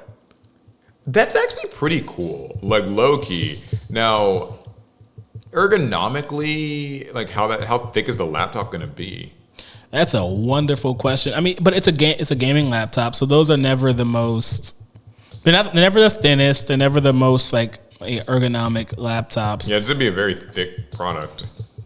But I mean, if you're a gamer and you want to get into PC gaming, but you don't want a full desktop setup, then a laptop that comes with a built-in controller kind of makes sense. I could see that making a lot of sense for a lot of people. Yeah, they showed the IFA trade show in Berlin, showing off a gaming laptop with its own wireless game controller built into the touchpad. Huh. I mean, that's not bad, man. that's actually kind of cool. Like, I don't know. I know that there's probably not like a price. Yeah, it sounds like for now, Acer says Project Duel Play is merely a concept for the company's Predator PC gaming brand, but making it unclear if the laptop will ever become a real product. I was trying to see if like there was like a video, but well, I guess that's fine because I'm not really because this wasn't enough to make me say, "Oh, I'm throwing away my laptop today and buying a new one tomorrow." Yeah. No, laptop, especially gaming laptops, are so expensive.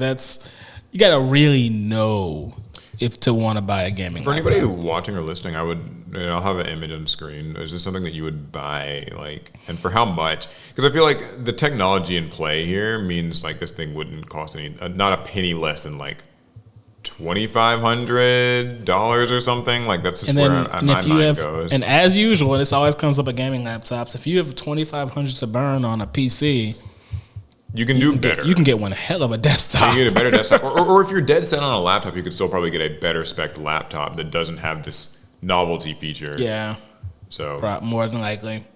But I like the concept. I mean, I think it's cool. It feels like what you'd imagine in a sci-fi future type of thing. Like, I have my gaming laptop and my controller detaches from it. And like, it's like, So I don't know. I don't hate the idea of that. Okay, you got something else related, or if not, back to me.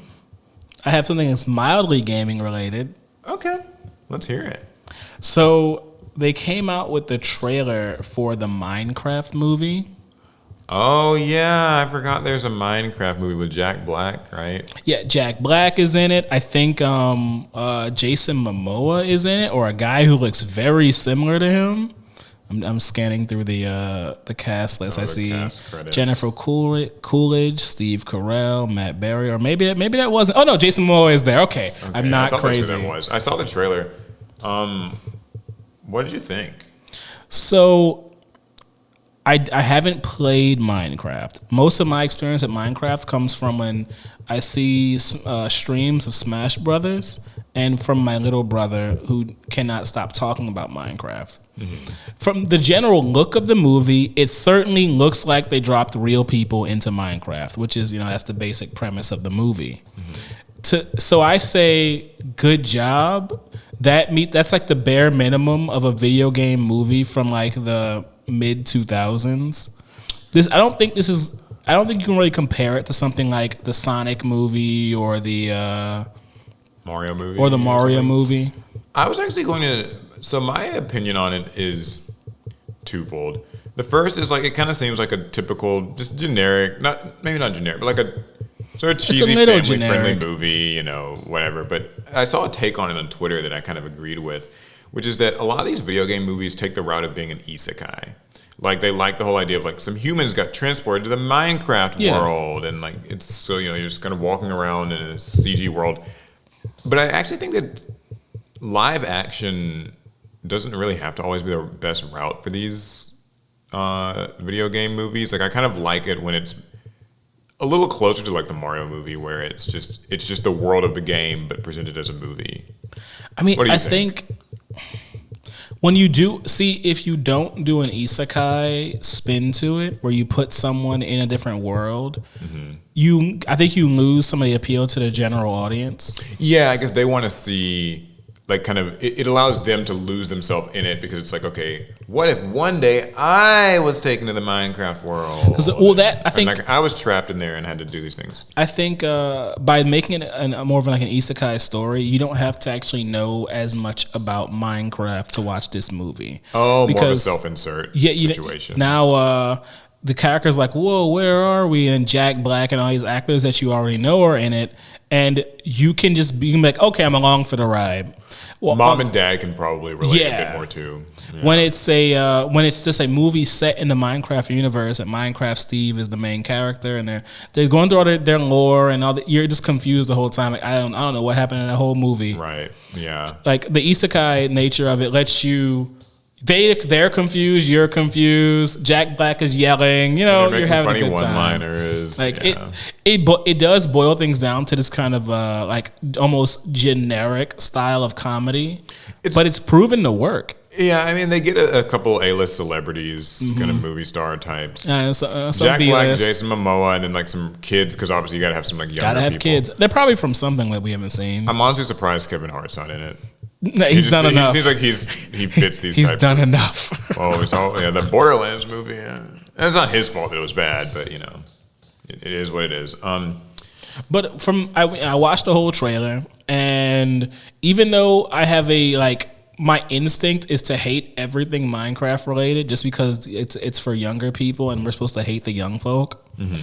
I was like, you know what? If I had to watch this, I wouldn't be mad. I wouldn't be like seething the whole time. My mind doesn't go to hate. My mind kind of just goes to like, I would have liked to just be based in the, like, not isekai, but just fully. So you would like to watch a movie just about Minecraft, where it's set within I think the world? I'd be more likely to watch it, but I'll watch either one.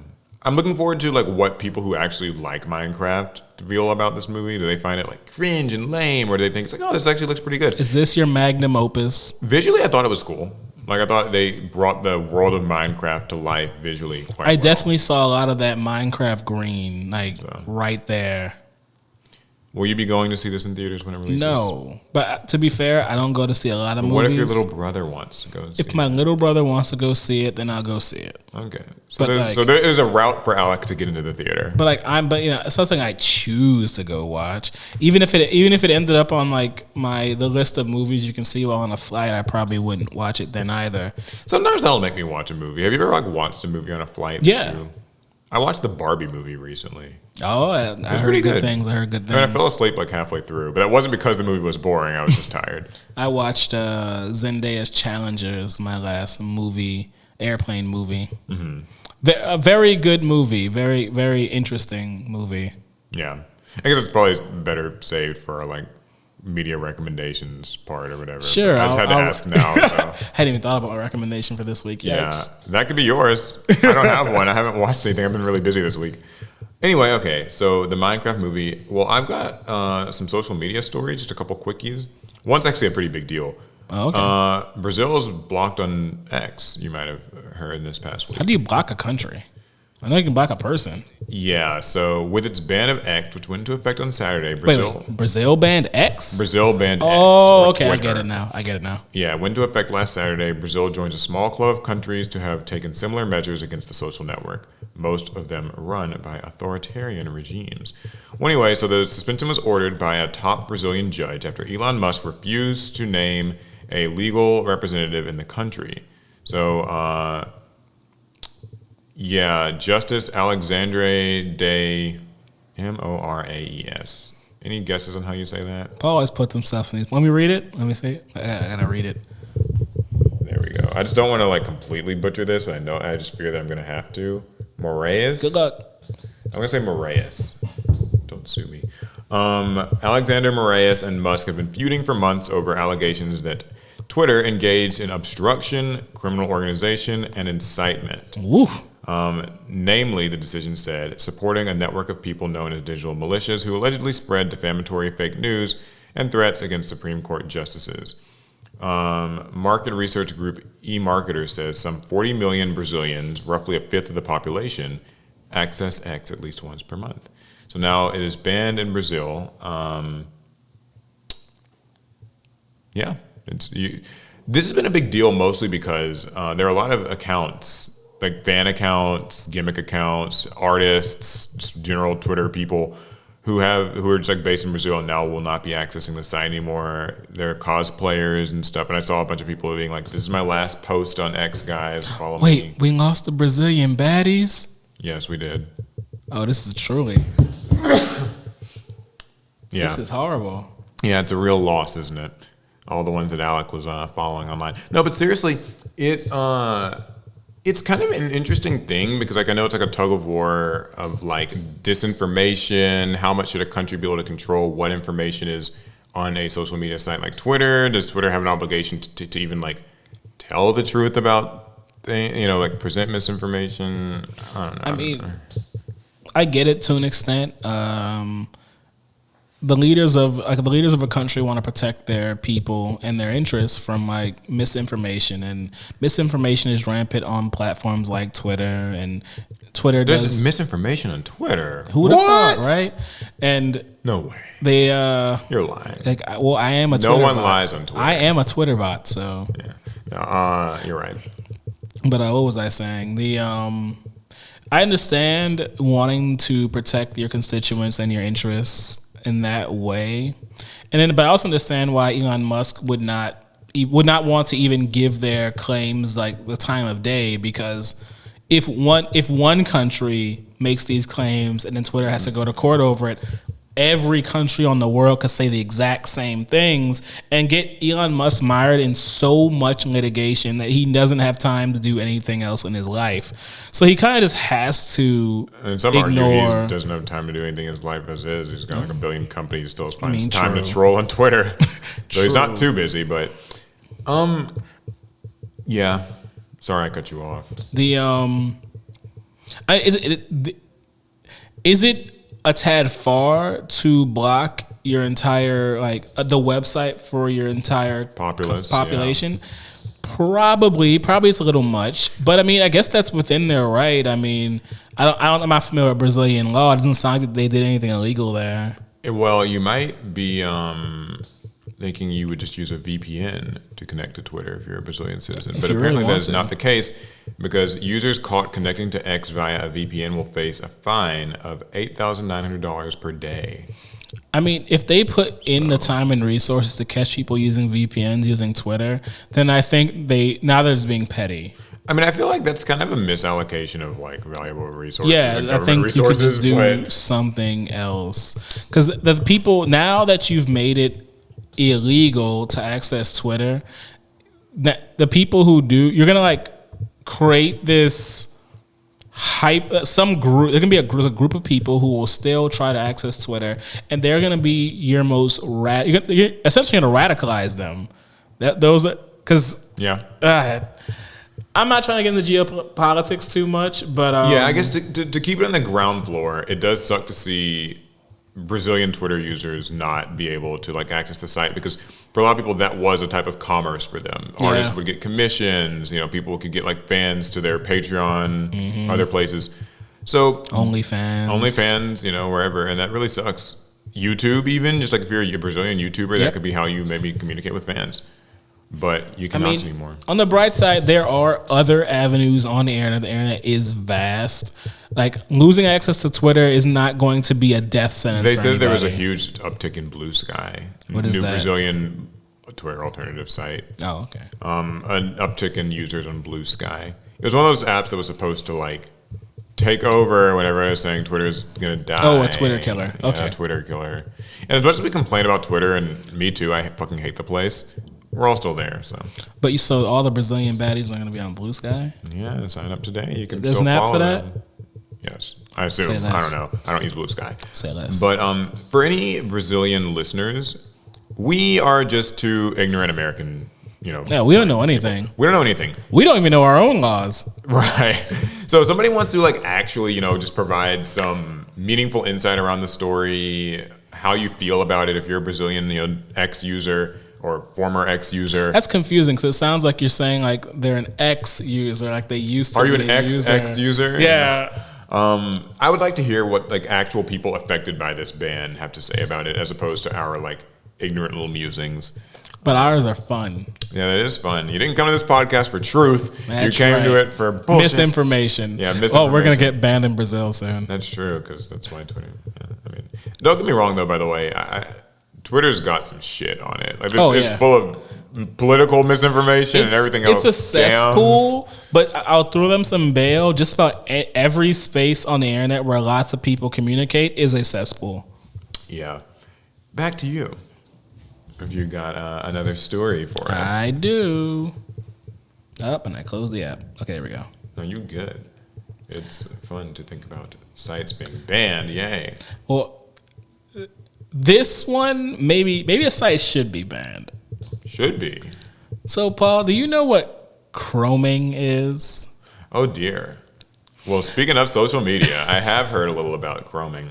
Viral social media challenge explained as kids die. What?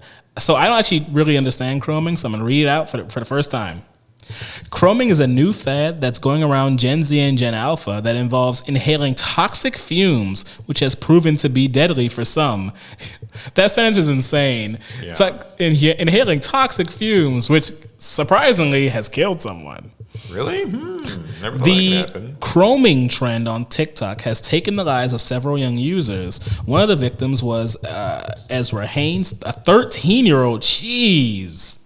A 13-year-old student from, I think I have the same article as you, from Melbourne, Australia? Yes. Oh, okay. So from chemical exposure while at a sleepover after taking part in a TikTok trend. That story is insane. You go to a sleepover and the kid's like, hey, we're going to do the new TikTok thing. And then fatality. She reportedly sniffed an aerosol deodorant, which is believed to be what caused her death. Wait, like aerosol, like Axe spray? Yeah. That can kill you? I mean, I think if you literally if you like basically snort it, okay. I would imagine it would cause some damage. Yeah, after participating in activity, Haynes suffered irreparable brain damage and a cardiac arrest, according to The Sun. She was hospitalized for a week before she died. Haynes' parents are now warning others of the risks associated with chroming, which has grown popular on social media.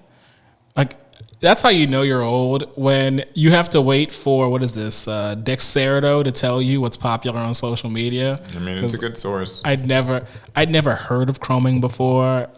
So apparently there have been a few teens who have died from it. In September 2023, another teen died as a possible result of the TikTok chroming fad, with Irish authorities investigating the death of a 14-year-old Sarah Mescal. So she passed away 3 days after being admitted to Crumlin's Children's Hospital in Dublin. She reportedly collapsed after allegedly partaking in the chroming challenge and woke up at some point to tell her mother what happened before fainting again. She was then placed into a medically induced coma and succumbed to her injuries. And that's not even the only one. There's been more, but yeah. This isn't strictly TikTok's fault. TikTok is just the face of social media with young people nowadays. The problem is children are able to share information with each other at faster rates than they ever have been before. And because they're children, they're not always sharing helpful, useful, actionable information. Or this is actionable, but maybe we shouldn't take this action. I feel like with stuff like this chroming, whatever. Google chroming. Yeah. I'm trying to put myself in the mind of like a 13-year-old or something, where I guess you don't see kind of the obvious this. You're not supposed to do this, and because but when you're 13, you don't realize that you're mortal.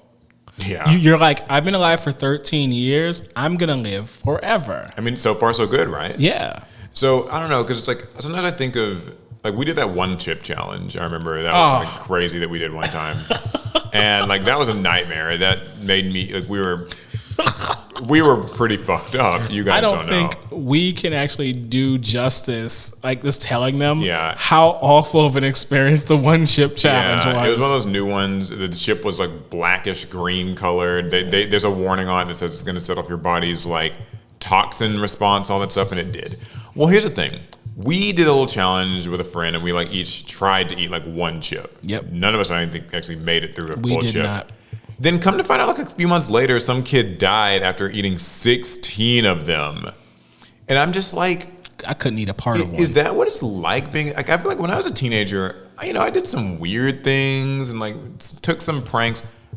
I never did something like that. Like I feel like I would just pretty quickly realize, like this. We isn't actually did as kids.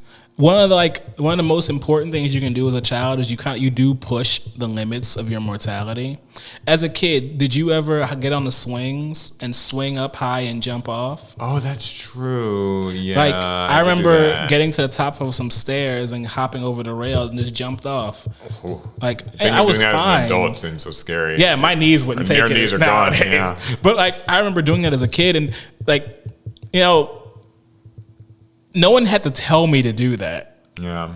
But now we have the internet and we have social media, and kids are like, yeah, I can eat a whole one chip. Well, then a kid says, well, I can eat two like one chips. And then so naturally a kid got to the point where I can eat 16. Ow. Yeah.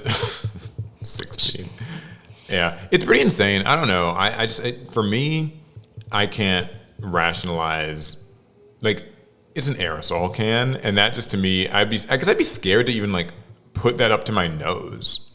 Yeah. But I get it. These are kids. The rationality doesn't always transfer. So I do question chroming. So what is the purpose of chroming? My guess is that it's something around getting high. Like maybe there's some joke or some kind of relatable thing. Easier ways. I mean. Yeah, but like. What do you think? Just take a guess. I don't know. I don't know.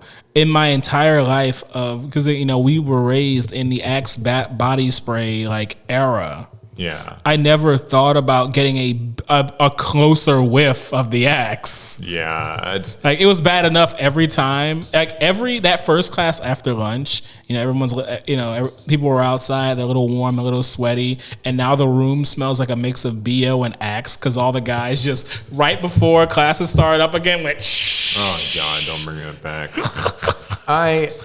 What's also interesting is that with this chroming thing, it doesn't seem to distinguish between what you inhale. Like in some cases, it's like paint or whatever, or like spray paint. For some people, it's like insect spray, like they said in one of these stories. Yeah, it's like anything that's an aerosol. So, yeah. I heard this was an Australian thing. Like Lysol or something. Like, is life too easy for Australians? We have to find new ways to test our very mortal limits. Yeah, so sometimes it's deodorant, but then sometimes it's something like much worse. So, wow. Yeah, I don't know. These kids go into cardiac arrest, they end up in the hospital, they die. I know a lot of our viewers are not children, but I know some of you guys do have children. Let's make it very clear. Do not do this. Yeah, don't do this. And take note of what aerosols are in your home and maybe keep those away from kids for now. Yeah, that's kind of insane to me. It seems so obvious, but then I remember these are young people, and I mean, we had the Tide Pod situation, and they forever changed the way Tide Pods were packaged after that. That's true. Didn't want the kids eating the Tide Pods. I feel like not that many kids were actually doing that. I think that might have been overblown, but I hope so. I don't know. Because one time I held a Tide Pod too long, and it started to melt in my hand, and I was like, "Oh man, what if that was in my mouth?" Ugh. Well, that's all my stories. You got any more? I have one more. Oh, okay. And it's about our favorite thing, Paul. There's nothing we love more than this. Oh, just a pot of greed staple? Taco Bell Baja Blast. Oh, I thought you were going to talk about AI. No. Okay, what's Taco Bell got for us? So Taco Bell's Mountain Dew Baja Blast Gelato is finally here. Why do you seem... What's the story with this? They made gelato of Baja Blast. Oh, it's like a dessert. A limited time sort of Jello dessert. But it's super limited. Okay. So the article reads, the Baja Blast frozen dessert has been a highly anticipated item with rumors of its speculated release date circulating the internet, whilst Taco Bell celebrated the blue drink's 20th birthday. It's 20 years old? Baja Blast? It doesn't feel like it. I didn't think it was that old. But maybe... Then again, wait, I'm 31. Never mind. Well, maybe it's also that like Baja Blast existed for a long time and it only got popular once it became like the Taco Bell drink. I can believe that. Anyway. So anyway, if it was first released in August 2023 with videos circulating around TikTok of customers rushing to stores to grab one. Unfortunately, many were left disappointed. So this existed before, and I just never heard about it until now. Because if I had, I would have gotten some. Right, yeah. After an announcement by Taco Bell earlier in 2024 during the Live Más live event, there was a Live Más live event. Guys, if live you were... event is like a live stream or like a thing you go to? Maybe like, both. Okay. Guys, if you went to the Live Más live event, you need help. I'm not saying you're a bad person, you just need help. Okay. Popular food blogger Snackalator posted a review of the gelato on September 3rd. But so how do I get some? That's all I want to know. Yeah, like is it a thing that you can only get at specific events or is it... Okay. According to Snackalator, this gelato will only be sold for 2 weeks or until supplies runs out. He claims that each store in the country will get 288 tubs of the stuff, and that will retail for $3 and only through the app. I want to try this gelato. We're gonna have to. I want to try this. We're gonna have to do our best. Download the Taco Bell app. Guys, if you already have the Taco Bell app, you need help. I'm not saying you're a bad person. You just need help. Do you have the Taco Bell app? Wait. Oh, snap. That's a great... Just before, we got to establish this. Let's see. Come on, please don't be on here. I'm spelling it Taco. I need help. Yeah, I need help. May not have the Taco Bell app. Well, that's a great transition into the pot of greed questions, yes. isn't it? Although I do want to get some of the Taco Bell gelato. Yeah. Forgive our neighbors. I think the people downstairs are cleaning or something or running something. They're vacuuming. They're vacuuming like a mug. Something. Hopefully it doesn't come through too badly. All right. So, anyways, yeah, thank you guys as always for submitting questions. You can always do that at the link down below in the description of the video. So... a couple of people actually asked this because of, someone said, with the Retro Games Facebook page announced, what are your thoughts on having a monthly Time Wizard format that also has its own Forbidden Limited list? Revolving Time Wizard format. Yeah, and then also somebody asked a similar question. If Konami ever supports retro formats like GOAT, would you be down with them releasing new cards for those formats? Cards that would feel like they were released at the same time, like new flip effect monsters, support for retro archetypes, etc. Greetings from Costa Rica. Ooh, that's tough. Because releasing new cards into a Time Wizard format kind of breaks the point. Mm-hmm. It feels like, I don't know that they could release a new card that would feel like it fits in. Because it would have the new, if they could replicate the old Yu-Gi-Oh art style, that would be a big selling point for me. But also, like, it might be hard to get into the headspace of how effects were designed back then. Like, it seems simple, but I'm not sure. I think if we made new cards for Time Wizard formats, we would just break the formats. Yeah. I don't think, and that goes against the spirit of a Time Wizard format. These are formats that had a start date and an end date, and that is it's a snapshot format. And I do think that if you release cards into Time Wizard formats, there's kind of an incentive to always make them good, because you would never release a bad card. Yeah, just wouldn't see any play, and now we're kind of back at that power creep thing that Yu-Gi-Oh has such an issue with. As far as new cards, I would like there to be a new format for new cards, but they're not meant to be like modern meta relevant cards. I don't know what you would call that format. I don't even know how you would do it, but cause I think we all would just like to be able to play a format of Yu-Gi-Oh that gets updated, but it's not nearly as crazy as modern Yu-Gi-Oh. I think that's what we would all like. Yeah. So someone says, I've been playing Yu-Gi-Oh on and off since its original release, but I've noticed something recently. I can't find a deck or archetype that speaks to me or matches my play style and art style. Have you ever experienced this problem, or have you been able to find that perfect deck?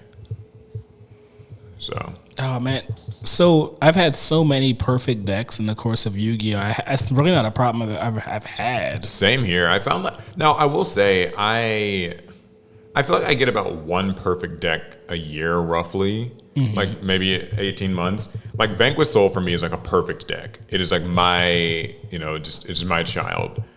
But like there are decks that I kind of play, but they're not perfect for me. Like a recent example for me has been Voiceless Voice. I like it. It's not perfect though. It's not kind of like my spirit animal deck, but I like it enough. Right. What are some of your like sort of perfect decks? Like this is So, Alec's ideal thing, power level wise, design wise, whatever. Plunder Patrol is a big favorite of mine. Cosmo and can't forget about Gadgets. I love Gadgets. Yeah, Cyber Dragon for me was kind of feeling like one. I have said for a while I tend to like a lot of the deck builder set. Or like one per deck builder set. Like I liked Witchcrafters, I liked Rika.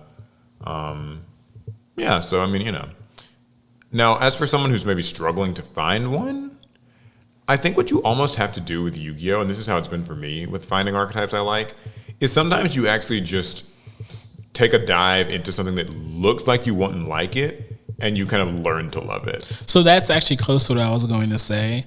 Is you let one of those qualities go, and let the other two qualities you like about the deck draw you in, and you might learn to love the last one. Yeah, because at first I wasn't actually like super into Vanquish Soul. I just didn't think that the play style would really fit me. They're revealing the types. Like I thought that the fighting game concept was cool, but I just didn't really jive with it. Then I played and I was like, shit, this is really fun and it's perfect. But I've also had like archetypes where I didn't like the visual look, but the play style seemed interesting enough, and I'd play it, and I'd start, because you're just playing the deck so often, you start to look at the cards more, and it's like, oh, actually this is kind of cool. This actually all makes sense, and like they do, So for me, that's kind of the process I have to do, is you just kind of throw a dart and like pick up something that's slightly interesting, and then the rest becomes. Now, is it a shame if the deck's really expensive and you gotta shell out a few $100? I mean, sometimes it's expensive to find out what you like. Yeah. Here's another question. A recent popular Reddit thread asked former Yu-Gi boomers why they choose to play advanced format over Edison format. One of the common answers that I found interesting was the lack of Master Duel support. Others included Edison being solved and the priority rule. So, a lot of the comments suggested interest if Edison was a permanent fixture in Master Duel or another official simulator. Would you be a fan of this? So calling Edison a solved format and then referencing the priority rule, that just sounds like a cop-out to me. Yeah. Because if anything, like Edison players have proven that format is actually not solved. Yeah, it certainly has been innovated on. And while yes, like there is a rule difference, that should not actually matter. Priority didn't hurt you. Priority isn't going like it's a rule difference, but it's one that you can just play with. Yeah, you just play with it when it's like in Edison, where priority is a thing, and then when you don't play Edison, priority is not. It's not a problem. I don't know what the issue is. To me, this has always been my kind of thing with Edison, and I have this reputation I've gained for like people think I don't like Edison, like I specifically hate it. Yeah, you like every other time was a format. I don't know why you hate Edison so much. No, just Edison specifically, I just do not like it. No, I don't play any snapshot formats currently. Maybe I will in the future. But the reason why I don't like Edison in particular, and most of them, is just because what I really am looking for isn't a snapshot. I played Yu-Gi-Oh during Edison format. I know exactly what's up. I know how it goes. I know what a lot of the best decks and stuff are. It's cool to see that that's somewhat changed in the modern day. People have innovated on it. But my thing is just a limited card pool. I want to play newer Yu-Gi-Oh themes, but in a lower power format. I'm not specifically looking for Edison though. I'm looking for modern Yu-Gi-Oh, but I want like my Vanquish Soul deck to not feel like it's just having laps run around it by like Snake Eye and Yubel and stuff.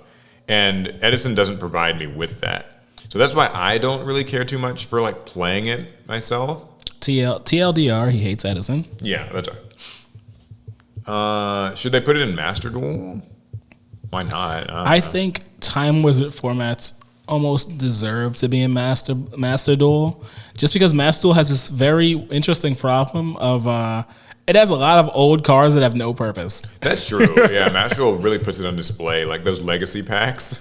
Yeah, where it's like they're free for people, but you can't dismantle the cards you get in them, and they're all just like old. So it's like you have to ask yourself, why is Trap Hole in Master Duel? Right, like it's not really gonna be played.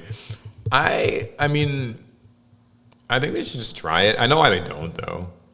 Well, I mean, there's probably several reasons why they don't, but I think the main one is just because like you would have like your finite card pool and you'd never have to like buy packs again.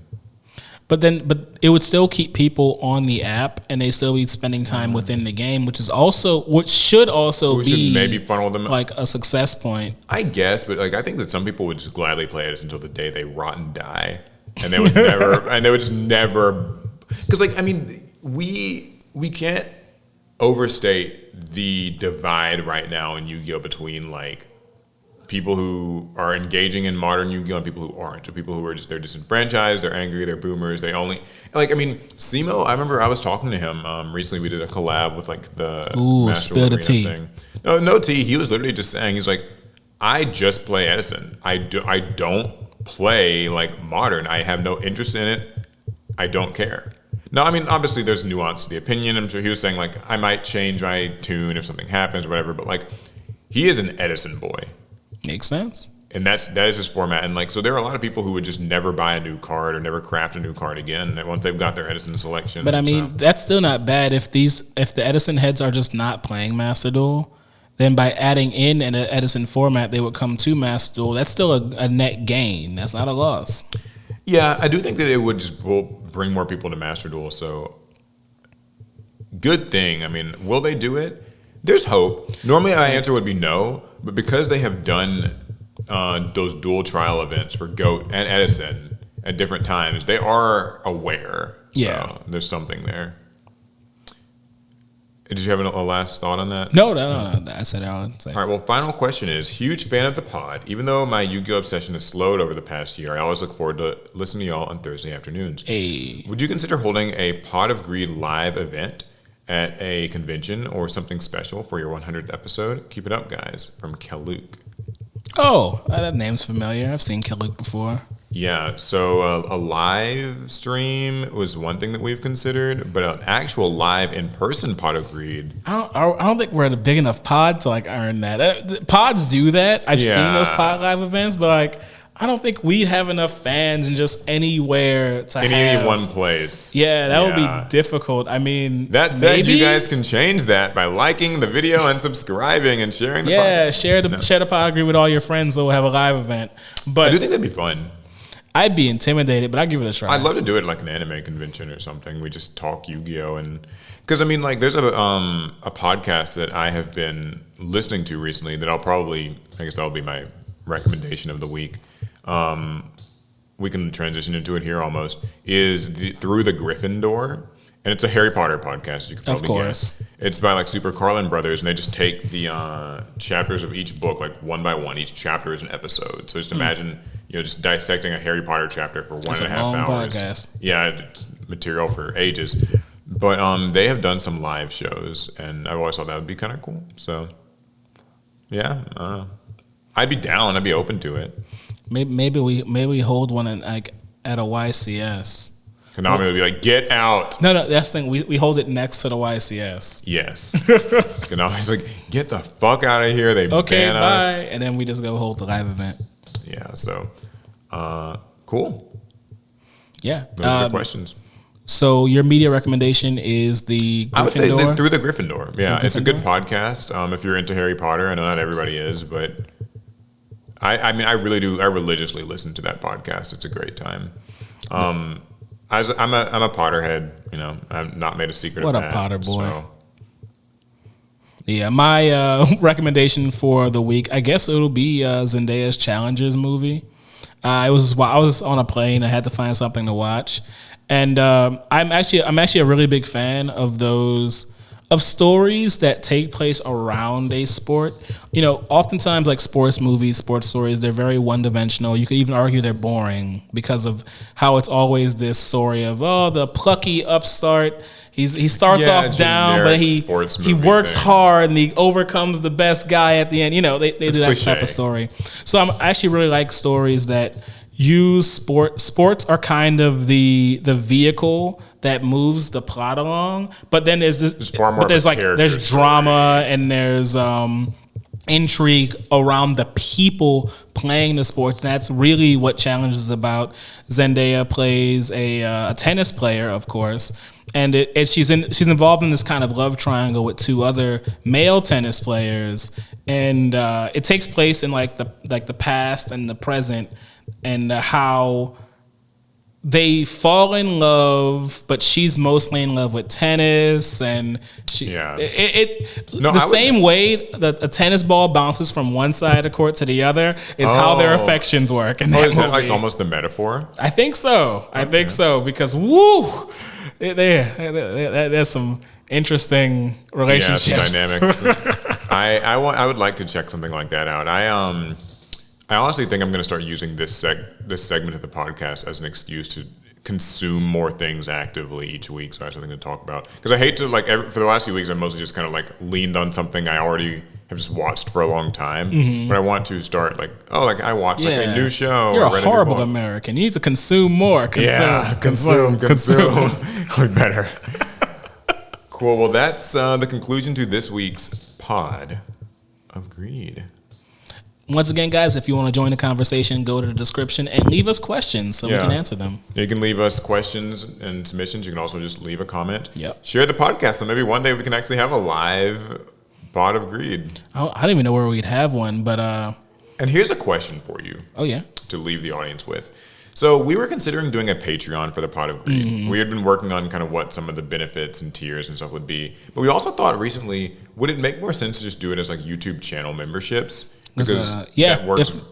Go ahead. Because, guys, we have enabled memberships on this channel, and memberships have a lot of the same features as Patreon. So really, we could use the YouTube membership as our Patreon-like system. Yeah, as a way to monetarily support the podcast if you so choose, and we could still have benefits. We were thinking maybe like some extended episodes where we just talk a little bit longer about maybe more specific topics, go in more detail. We'd have some like members only musings where we just posit like questions to you guys, and you guys can tell us what you think. And perhaps we could do some sort of assigned stuff or whatever, if people want that. But. And of course, you'll get a bunch of emotes you can use, especially if you like to catch the premieres. Yeah. So let us know how you feel about that in the comments of YouTube, or you can even leave that in like a viewer response, whatever you want to do. Yeah. Cool. Okay. Well, that's going to be it. We'll see you guys in the next one. Pass turn.